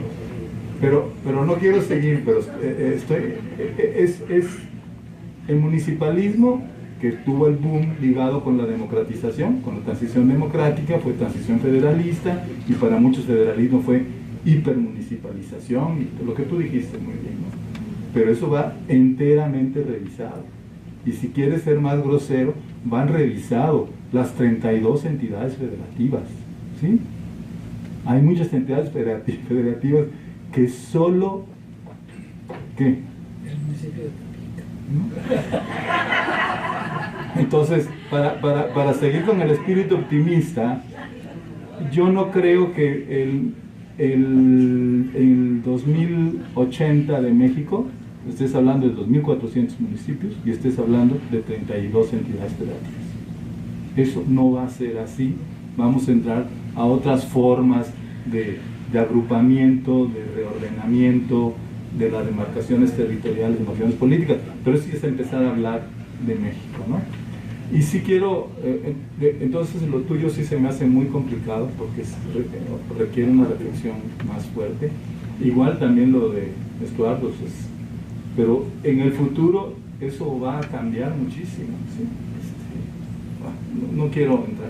Sí quiero hablar del parroquialismo, porque el parroquialismo no es solo municipal, ¿no? Para ser provocador, vean el parroquialismo de los de la ciclovía, ¿sí? ¿Sí? Que creen que son los únicos y que son hegemónicos en todo el reordenamiento de la movilidad urbana, ¿no? Y que no hay, sí, es un parroquialismo. Y como ahora todo se sustenta en derechos humanos, y derechos humanos es igual a preferencia, aspiración o necesidad, eso es lo que es derecho humano hoy, ¿no? Entonces ya son cosas de broma, pero yo no quiero ponerme de mal humor, ¿sí? Pero el parroquialismo es no solo de Tlajomulco o de Tonalá, sino también de los ciclistas y de los tianguistas y de los etcétera. Entonces por eso surgieron el Estado moderno y la ilustración. Pero no puede luchar uno contra toda... Y el santuario puede ser Zapopan, ¿no? Sí, Zapopan, la catedral metropolitana, la basílica metropolitana de Zapopan. Joan. Sí, yo no diría que más bien es evidente que tenemos unas estructuras administrativas y de gobierno que corresponden a otros momentos, ¿no? Y por lo tanto el cambio de época que estamos viviendo tiene una dimensión, una fuerza y una capacidad de alterar, ¿no? De ser disruptivo, ¿no? que va a provocar, digamos, esos cambios de una manera u otra. Yo no estoy tan seguro de que en esta situación de disrupción predomine la racionalidad, ¿no? O sea, más bien considero, digamos, que las lógicas de acomodación, ¿no? que cada espacio pueda ir teniendo en relación a ese cambio disruptivo, lo que provocará es probablemente bastante más heterogeneidad, ¿no? Esa es una tendencia de fondo, ¿no?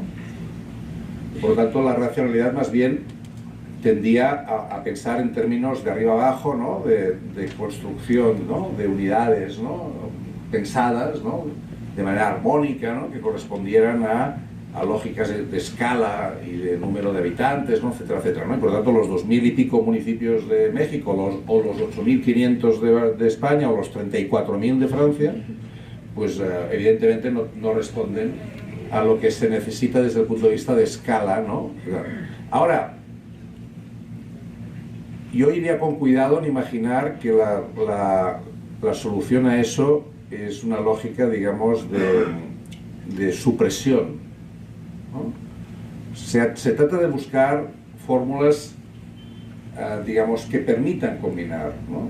elementos de racionalidad en la gestión con elementos de identidad, pertenencia, sentido espacial, etcétera, etcétera, porque al mismo tiempo que queremos racionalidad en las prestaciones de las políticas, estamos diciendo, ¿no? que los procesos de complejidad que requieren en muchos casos la implementación de estas políticas exigen, digamos, acuerdos con la gente, ¿no? Es decir, buscar fórmulas de acomodación, de coproducción, de implementación participativa, ¿no? Y eso es difícil si simplemente hay un criterio, digamos, de racionalidad que es muy difícil de transmitir en muchos casos, ¿no? Porque esos elementos más de sentimiento, ¿no? de pertenencia, no acostumbran a transitar por las lógicas racionales. O sea que yo más bien diría que preparémonos para unas estructuras, digamos, fragmentadas, diversas, etcétera, que vayan acomodándose en estos espacios, ¿no? De ahí, digamos, la insistencia en encontrar los elementos que permitan, digamos, mantener lógicas de centralización en ciertos casos y de descentralización en otros, ¿no? O sea, y en este sentido México es un país extraordinariamente centralizado. No resiste la comparación con muchos otros países, digamos, en este sentido. Por lo tanto, es obvio, ¿no? Si se avanza en lo que decía el profesor Aguilar sobre subsidiariedad, etcétera, etcétera, que se requiere descentralizar, y eso, es decir, muchas de las fórmulas de adaptación a esta situación disruptiva, a estas situaciones, requieren descentralizar. Pero también esa descentralización requiere centralizar. Lo que pasa es que no la centralización que tenéis ahora, ¿no? Cuando hablaba yo de centralizar información, evaluación y mecanismos, es porque eso sí que tiene que ser central. O sea, la manera de darle capacidades de gobierno conjunto a un sistema muy fragmentado es compartir sistemas de información, de evaluación, de fiscalidad, es decir, y eso es lo que puede permitir jugar, ¿no? Porque si no, evidentemente, la fragmentación provoca el caos, digamos. Pero la centralización, por muy racional que aparentemente sea, no es operativa. O sea, es demasiado complejo, ¿no? Para que todo se pueda gobernar desde Ciudad de México, ¿no? Y si vamos bajando, pues, ¿no? El sistema educativo catalán no se puede gobernar desde desde la Consejería de Educación, porque entonces hay unos cuellos de botella espectaculares, ¿no? Porque no hay manera de ¿no? O sea, acabas confundiendo gobierno con gestión, ¿no? Y por lo tanto, es decir, si miramos, ¿no? Si Luis Aguilar y yo, que hemos estudiado muchas de estas estructuras de gobierno, sabemos que la lógica de agencia, por ejemplo, es una lógica mejor, que es difícil el tránsito de la administración que tenemos ahora, las políticas de agencia, pero por lo tanto no vamos a decir que se tiene que organizar la administración española en agencias o la administración mexicana en agencias, porque es como hacer un brindis al sol, ¿no? Como me gustaría que fuera el mundo, ¿no? Pero, ¿y el proceso de tránsito de un sitio a otro? Es wishful thinking, ¿no? Entonces lo que se trata es de pensar cómo puedes avanzar, ¿no? En temas que permitan descentralizar, mayores cotas de responsabilidad sobre la base de compartir sistemas de información, repito, etc. Creo que eso es un elemento.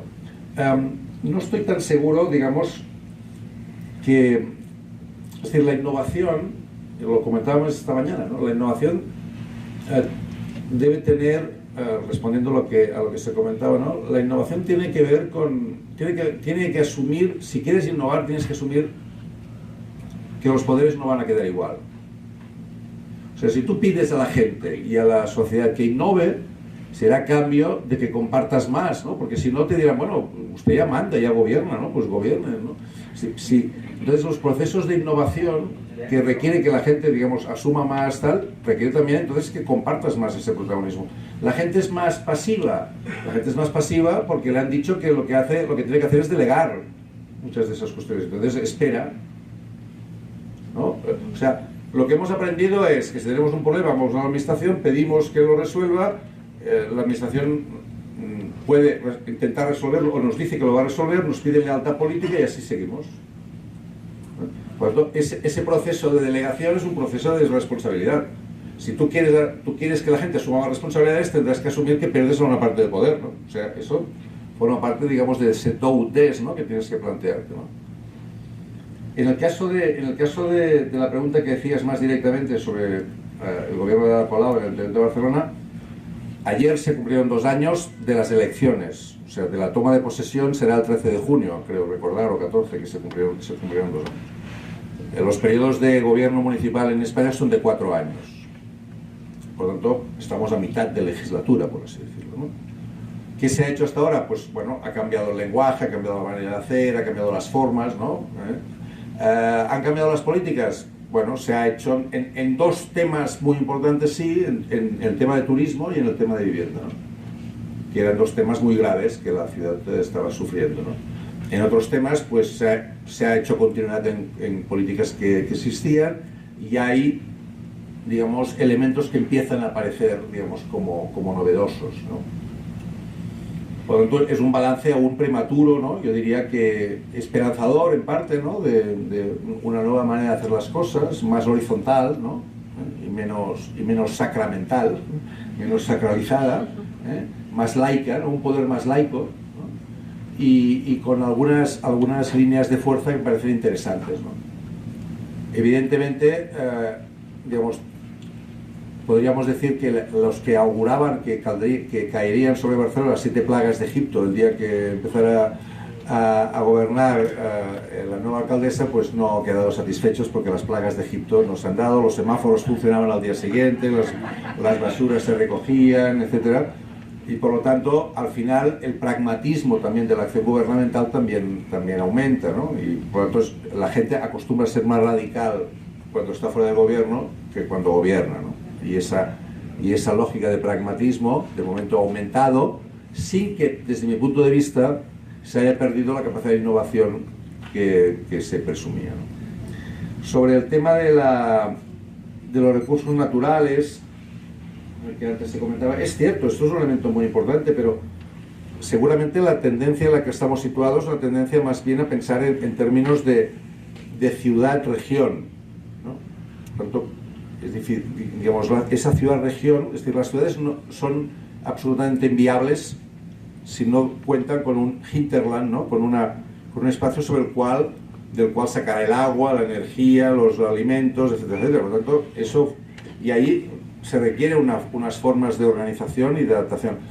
Es verdad que las empresas, por ejemplo, las empresas de utilities, ¿no? Las empresas eléctricas, las empresas de agua, las empresas de gas, son mucho más transterritoriales que los gobiernos, ¿no? Cuando, digamos, las empresas han aprendido, ¿no?, más rápidamente, ¿no?, y aprovechan mucho más la transterritorialidad porque no tienen los problemas de la estructura, digamos, jurídica, ¿no?, de soberanía, de territorio, etcétera, etcétera.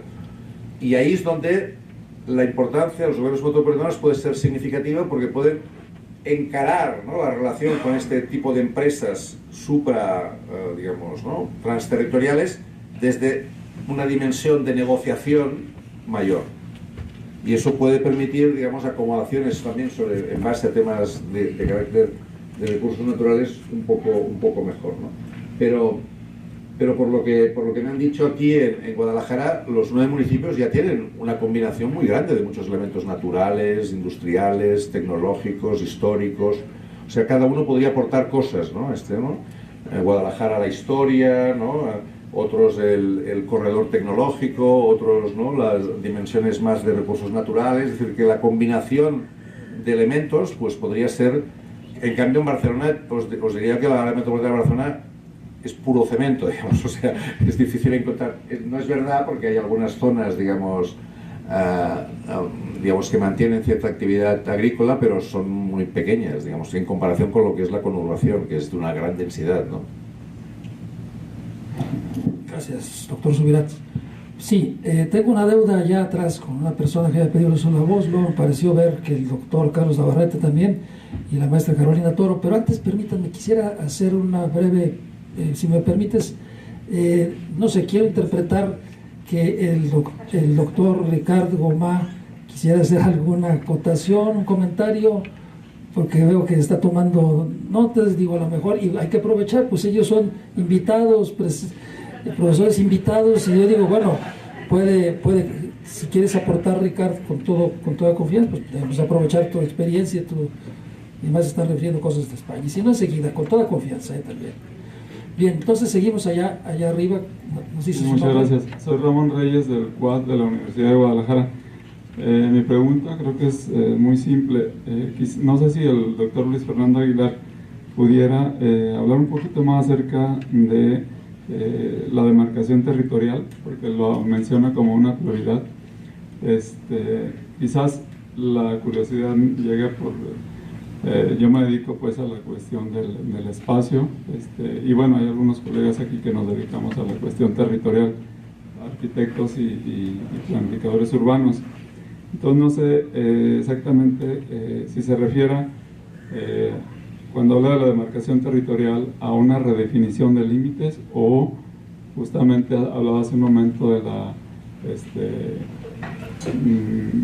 remunicipalización, no recuerdo bien el término que mencionaba, porque en cuestiones de delimitación territorial inclusive se vuelve muy complejo a veces si hablamos de desastres naturales o alguna situación por el estilo, porque aunque existan unos límites bien específicos de la metrópoli o de los municipios, un desastre natural pues no respeta límites físicos justamente, ¿no? Entonces, simplemente quisiera, si pudiera extenderse un poquito más en el comentario. Gracias. Damos oportunidad, si me permite, entonces, el doctor Carlos Navarrete.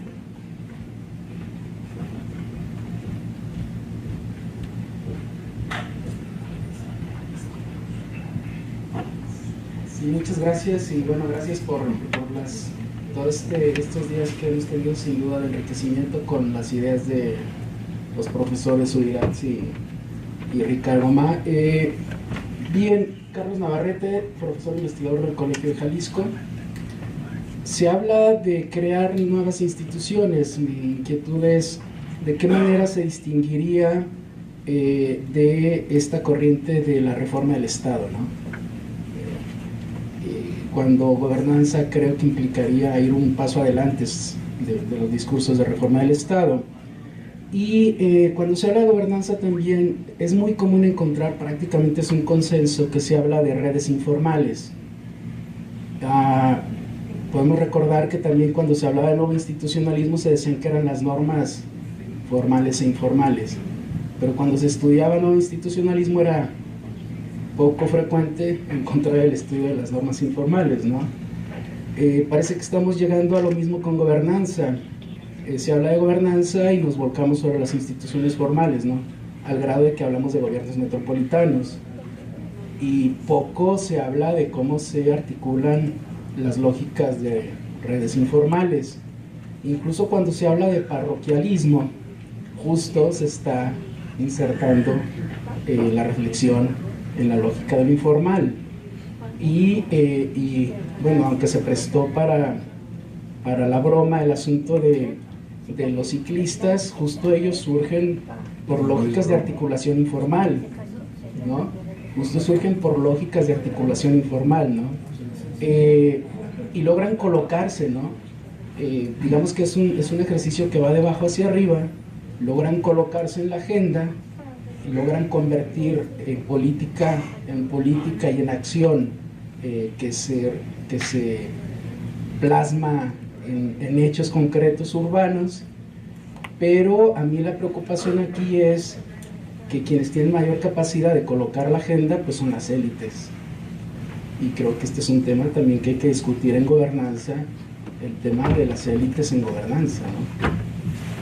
Bueno, hay muchas otras inquietudes que surgen de estos días de reflexión, y creo que no da para el tiempo que nos resta no da para poder deliberar sobre ellas, pero ojalá que podamos continuar las reflexiones, por ejemplo, en el marco de la red de gobernanza metropolitana, que el Colegio de Jalisco es sede de esta iniciativa interesante, junto con el Instituto de Políticas Públicas de la Universidad de Guadalajara, y pues vamos a darle continuidad a estas reflexiones por ahí, ¿no?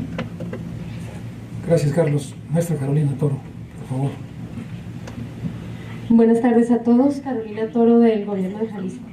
A mí me ha resultado interesante que, por un lado, el doctor Ruiz Aguilar plantea el tema de las transterritorialidades, donde sin duda un ciudadano de Ixtlahuacán o del Salto, que es uno de los 9 municipios de la zona metropolitana, usa el mismo transporte público, respira el mismo aire, trabaja y se mueve por los mismos centros comerciales o el mismo centro histórico que un ciudadano de Zapopan, de Guadalajara o cualquiera de los otros 9. Pero por otro lado, el doctor Subirats mantiene la idea de heterogeneidad y diversidad.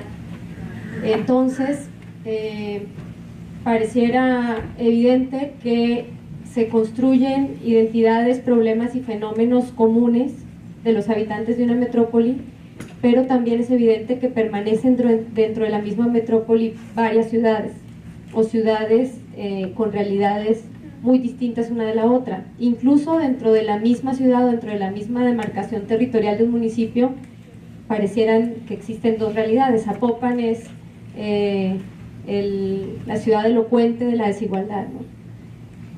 En ese sentido, y manteniendo la existencia de los 2 conceptos de la transterritorialidad y los fenómenos comunes, pero también la heterogeneidad y la diversidad, ¿qué deberíamos aparejar a las nuevas institucionalidades, nuevas formas de gobierno, o qué debería ser necesario para disminuir el riesgo o el temor de los municipios, sobre todo los municipios más pequeños, que nosotros lo sentimos en las instancias de coordinación metropolitana, municipios como Ixtlahuacán, municipios como El Salto, el temor o el riesgo de que esa metropolización aumente la desigualdad y la marginación y las condiciones de desventaja que ya de por sí existen.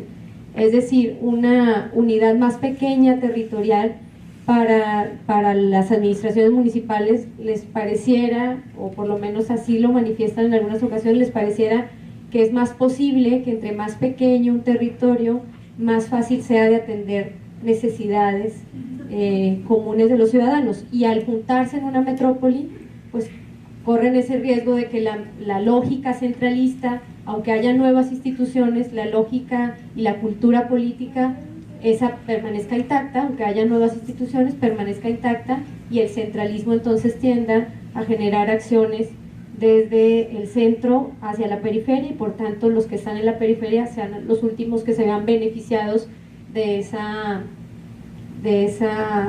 unión o de esa coordinación o de esa nueva macro ciudad. Esa sería mi pregunta. Gracias, Carolina. Doctor Aguilar, si tiene un comentario. Bueno, al colega del cual sí me gustaría tratarte, ¿no? Y interactuar mucho más contigo. Lo que quería decir es que en México, en este momento, la reflexión sería enorme, desde los estados-nación hasta... pero no voy a entrar en esto, ¿no?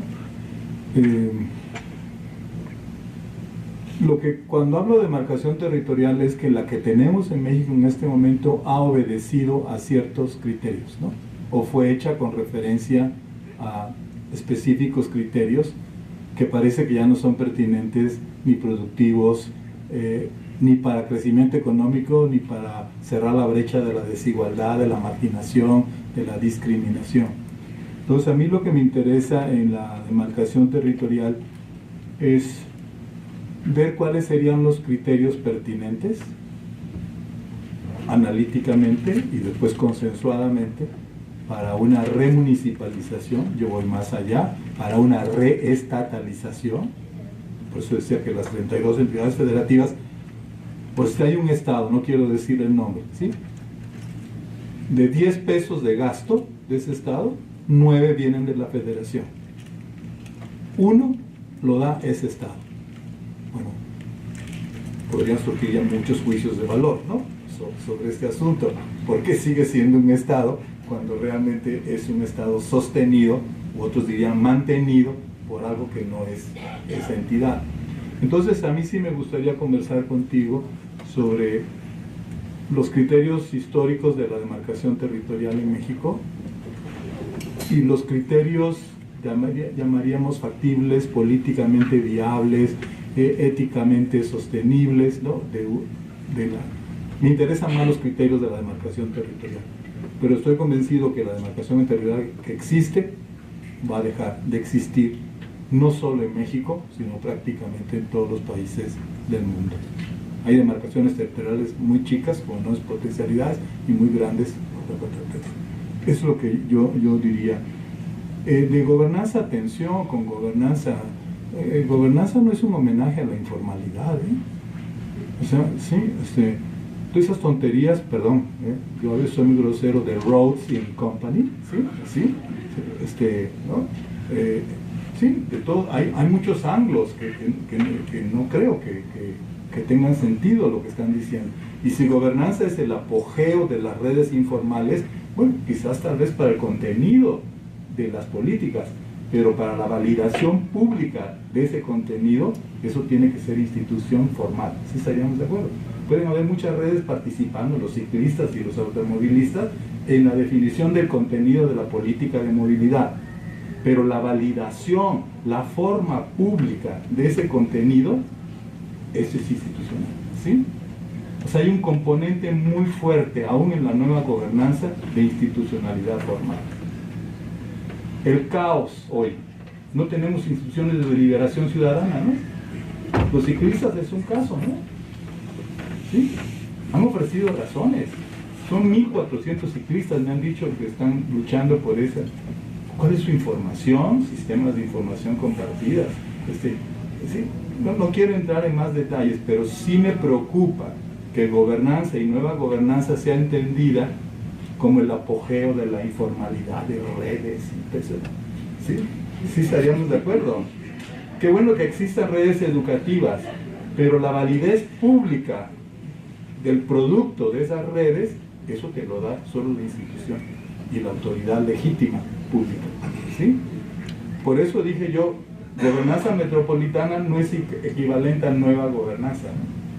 La nueva gobernanza metropolitana puede ser la vieja gobernanza, porque no se gobierna solo con políticas públicas, se gobierna con leyes, ¿sí? ¿Sí? Y el boom de política pública en el país no ha ido de la mano con un boom de gobierno por leyes, ¿no? Es que se nos mezclan muchas cosas. Y después, a usted, señor secretario, perdóneme, nos planteó muchas cosas que no sé cómo responderlas, pero pondría orden en el cuestionamiento, ¿sí? Porque si entramos de nuevo a la desigualdad, y a la pobreza, y al subdesarrollo. Todo eso a veces distorsiona mucho la discusión, o politiza la discusión, es lo que yo digo, pero soy equivocado. Sí, pero a mí no. En gobernanza metropolitana es cómo vamos a combatir la desigualdad, cómo vamos a cerrar la brecha de la desigualdad. Y a lo mejor para cerrar la brecha de la desigualdad no es descentralización, es centralización. ¿Sí? Creo que la descentralización ocurrida en los últimos años en México ha sido un apogeo al municipalismo que te ha demostrado una incompetencia, complicidad con el crimen, regreso a las prácticas predemocráticas más arcaicas de política. Entonces, sí, que el pueblecito ese, pues, el pueblecito está ahí, ¿no? El municipio, pues, sí, realmente no es un asunto, ¿sí? O para mí no es un asunto, ¿sí? Sí. Ese pueblecito a lo mejor lo tienes que gobernar jerárquico, burocráticamente, para poner orden, crear capacidad, plataformas de desarrollo. Y en otro no, a lo mejor tienes que ser más descentralizado, más heterogéneo, tal y tal. Porque el lío en la descentralización en México, ya saben cuál es el lío, ¿no? Entonces hay muchos líos, pero la fiscalidad es uno terrible, ¿no? Entonces, ¿qué te digo?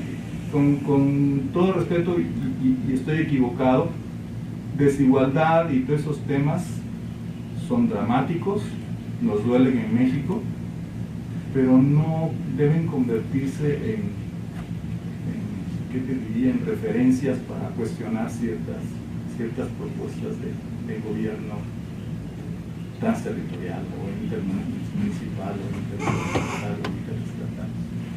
A lo mejor no te entendí, pero era lo que... Sí, porque a mí sí me preocupa siempre en México cuando estás en un debate, sale de nuevo desigualdad, pobreza, miseria, sufrimiento, y todo se vuelve muy complejo ya en la elaboración conceptual.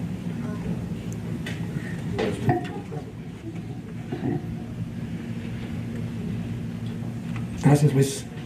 Claro. Sí, algunos breves comentarios, ¿no? Sobre el tema de las redes informales y formales. Yo creo que es muy interesante no tanto construir institucionalidad con las redes informales, sino conocer las redes informales para construir institucionalidad, que es distinto. O sea, yo diría que es muy importante tener buenos sistemas de información, insisto, sobre dónde compra la gente, a qué hospital va, a qué escuelas lleva a los niños, cómo se mueve, porque esto te está realmente mostrando la metrópolis real. No te está señalando fronteras. Es decir, la pregunta sería sencilla, ¿no? Porque en el caso de Barcelona también pasa. La gente de Guadalajara lleva a los niños a las escuelas de Guadalajara, ¿no? La gente de otro pueblo del Salto va al hospital del Salto.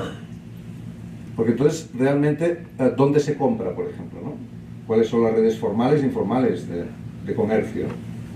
Esto es importante porque si sabes esto, estás, digamos, yendo más allá de lo que son las estructuras institucionales formales, ¿no?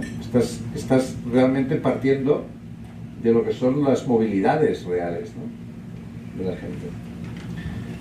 Y esto, fijémonos que seguramente sabe mucho más Google de esto que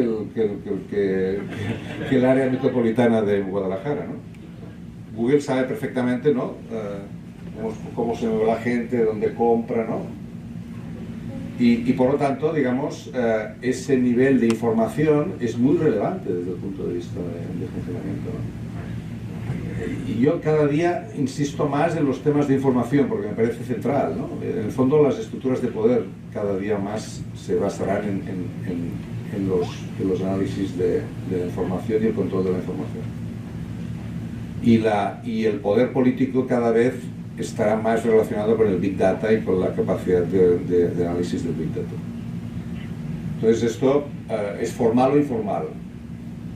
Se basa esa extracción de información no se basa en pedir a la gente que diga, ¿no? Bueno, sí, porque hay aplicaciones que cuando entras dicen, le damos su permiso, me das su permiso para que tal, y tú, es una cosa larguísima, y dices, sí, acepto, ¿no? En aquel momento estás empezando a entregar toda la información, ¿no?, que vas a hacer a partir de entonces a la, ¿no? Y ahí es donde realmente el famoso poder político, ¿no?, debería ser más capaz de recuperar soberanía, ¿no?, porque está perdiendo soberanía a expuertas. Y esto realmente sí que es significativo, ¿no?, porque allí sí que hay un proceso de centralización espectacular, ¿no?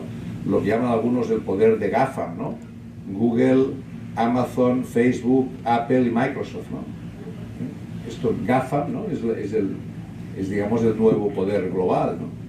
Y los estados no están al nivel, digamos, ¿no?, de lo que está ocurriendo en ese ámbito, ¿no? Claro, esto es disparar por la elevación, ¿no? El mundo global, entonces dices, uy, el miedo, Big Brother y tal. No, pero es que estoy refiriéndome a cosas concretas, ¿no?, que digamos, si el área metropolitana de Guadalajara es capaz de negociar, digamos, ¿no?, con los operadores privados sobre los cuales luego la gente pagará sus impuestos a distancia, o si hay una tarjeta de movilidad de transporte, ¿no?, habrá una empresa que los gestionará. ¿Quién controlará los datos que esos sistemas de información generarán? Esto es un elemento importantísimo, ¿no?, desde el punto de vista de... Y yo creo que esto es clave, ¿no? Desde el punto de vista de lo que preguntaba Caro, ¿no?, es obvio que si se descentraliza se ha de recentralizar, lo he dicho antes, porque, por ejemplo, se produce una cosa que el otro día mencionábamos en el seminario, que es el efecto Mateo, ¿no? Se da más a los que más tienen y los que menos tienen quedan más atrás, ¿no? Entonces no hay posibilidad de hacer descentralización sin redistribuir, y para redistribuir necesitas centralidad, ¿no? Porque, digamos, esa capacidad de generar nuevos equilibrios, dependerá otra vez de tu capacidad de tener sistemas de información, de poder, digamos, contribuir, de tener, por ejemplo, índices de desigualdad significativos y que objetiven luego la redistribución, ¿no?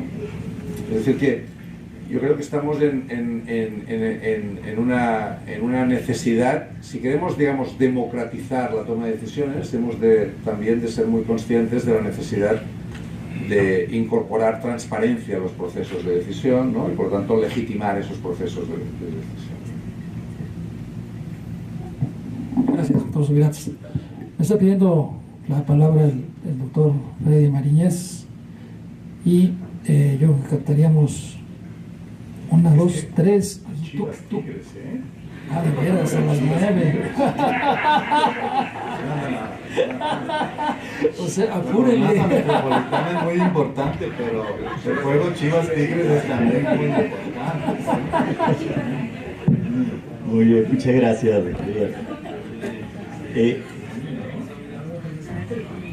Para que empecemos a ver el juego a las 9. Sí, voy a hacerlo preciso. No, es con respecto a las instituciones, estas nuevas instituciones que la gobernanza exige.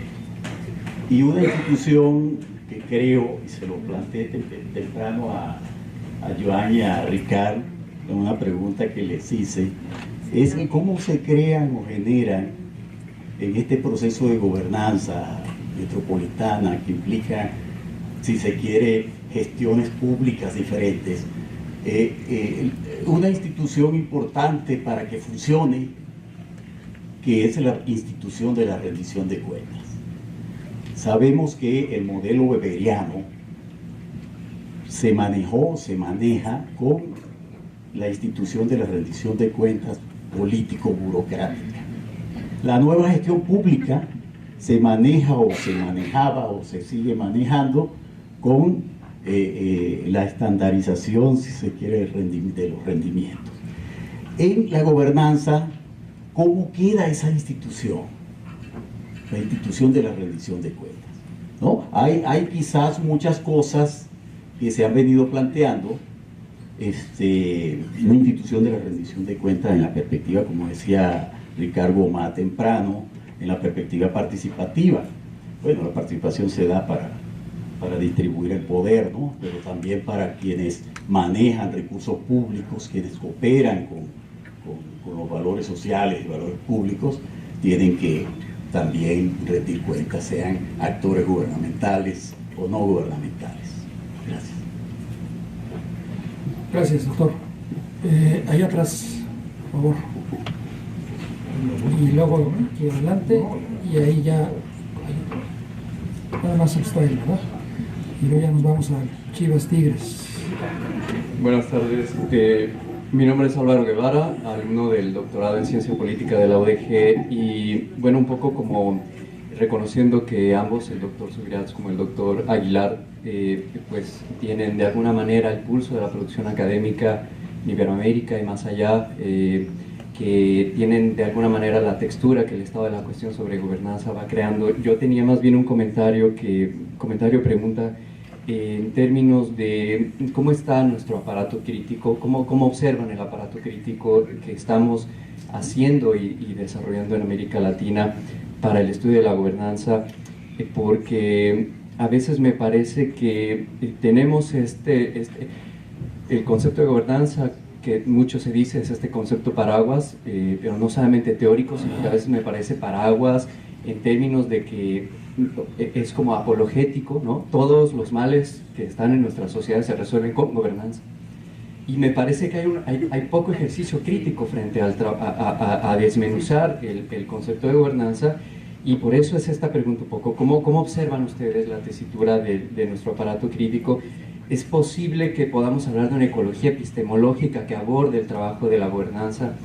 Desde América Latina se puede pensar, es deseable, yo pienso que lo es, pero se puede pensar que estamos desarrollando epistemología que trabaje el término de gobernanza alejado de esta apología crítica de las herramientas con las que estamos trabajando, porque creo que por eso nos quedan a veces afuera o no alcanzamos a introducir en los análisis estos fenómenos sociales que en las ciudades latinoamericanas tenemos, los problemas de clase que subsisten, los problemas de racismo que subsisten, el paraestado dado el narcotráfico y la violencia, y entonces creo que a veces lo que está pasando es que nos vamos mucho al trabajo sobre redes o sobre instituciones o sobre políticas públicas, subsumiendo el trabajo teórico sobre gobernanza, y creo que ahí perdemos una gran parte de la riqueza que el concepto podría estar dando.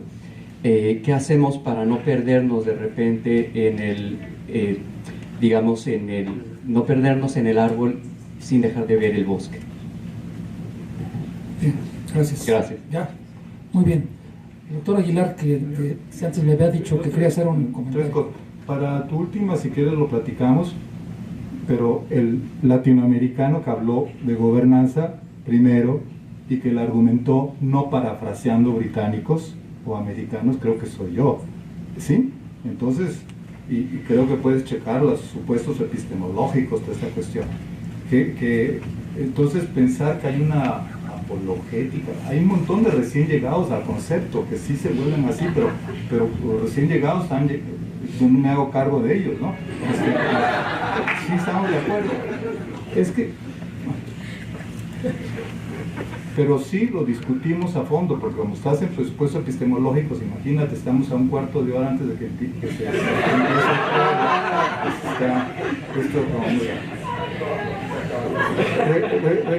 me queda más claro lo de Carolina.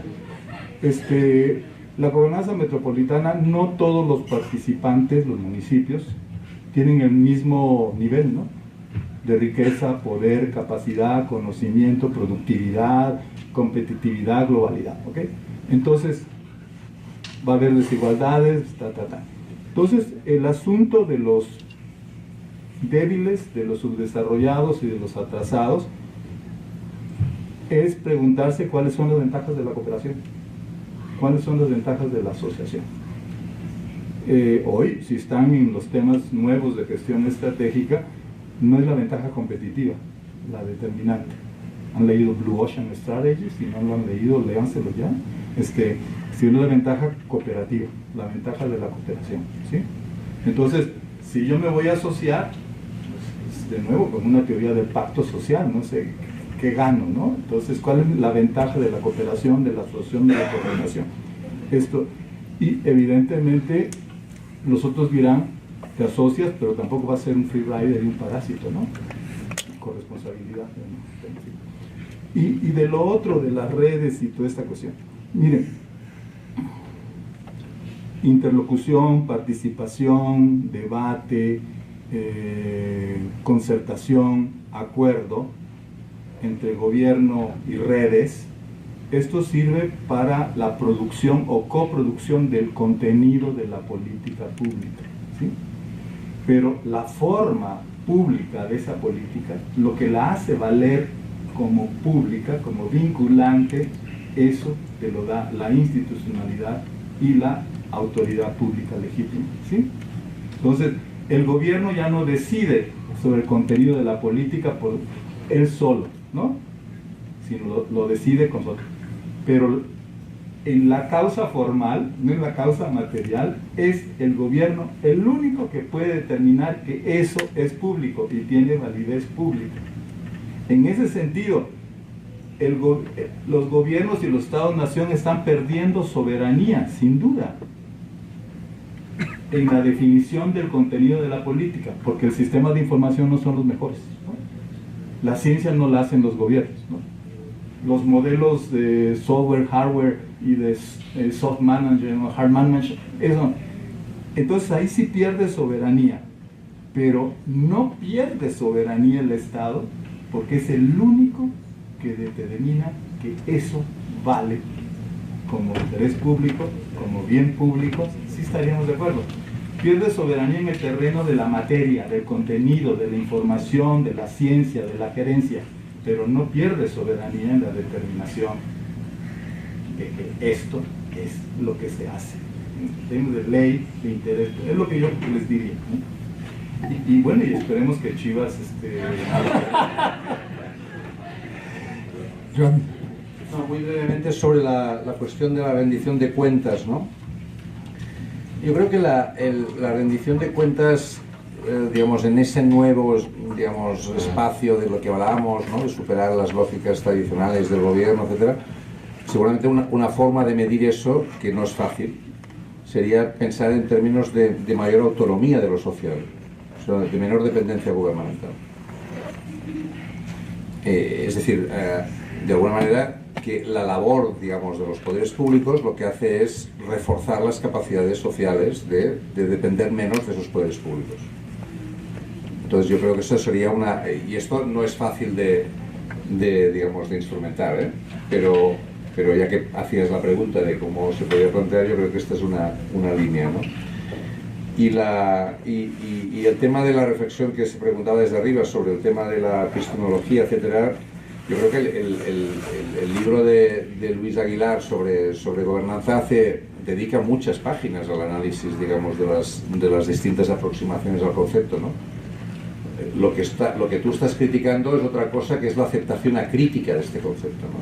Y el hecho, digamos, de que no todo el monte es orégano, que se dice en España, ¿no? Y por lo tanto, digamos, de alguna manera, esa capacidad de distinción crítica, de politizar este debate, ¿no? De ver exactamente cómo se usa, etcétera, es importante, porque es verdad que se ha convertido en un término que la gente lo utiliza de una manera totalmente, digamos, a su libre arbitrio, ¿no? Entonces tienes que, ahora, al mismo tiempo, renunciar a ese concepto es lo que no creo que sea útil, ¿no? Discutir, ¿no? Internamente el debate, ¿no?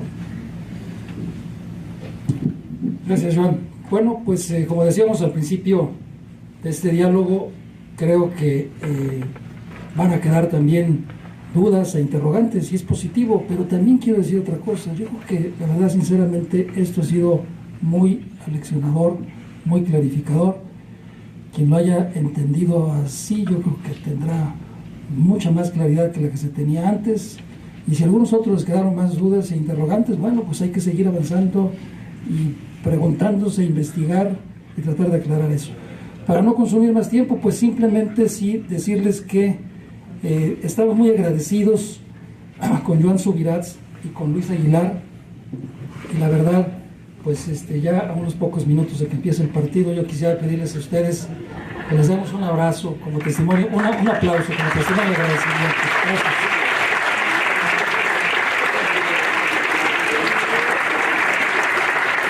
Gracias a todos ustedes también.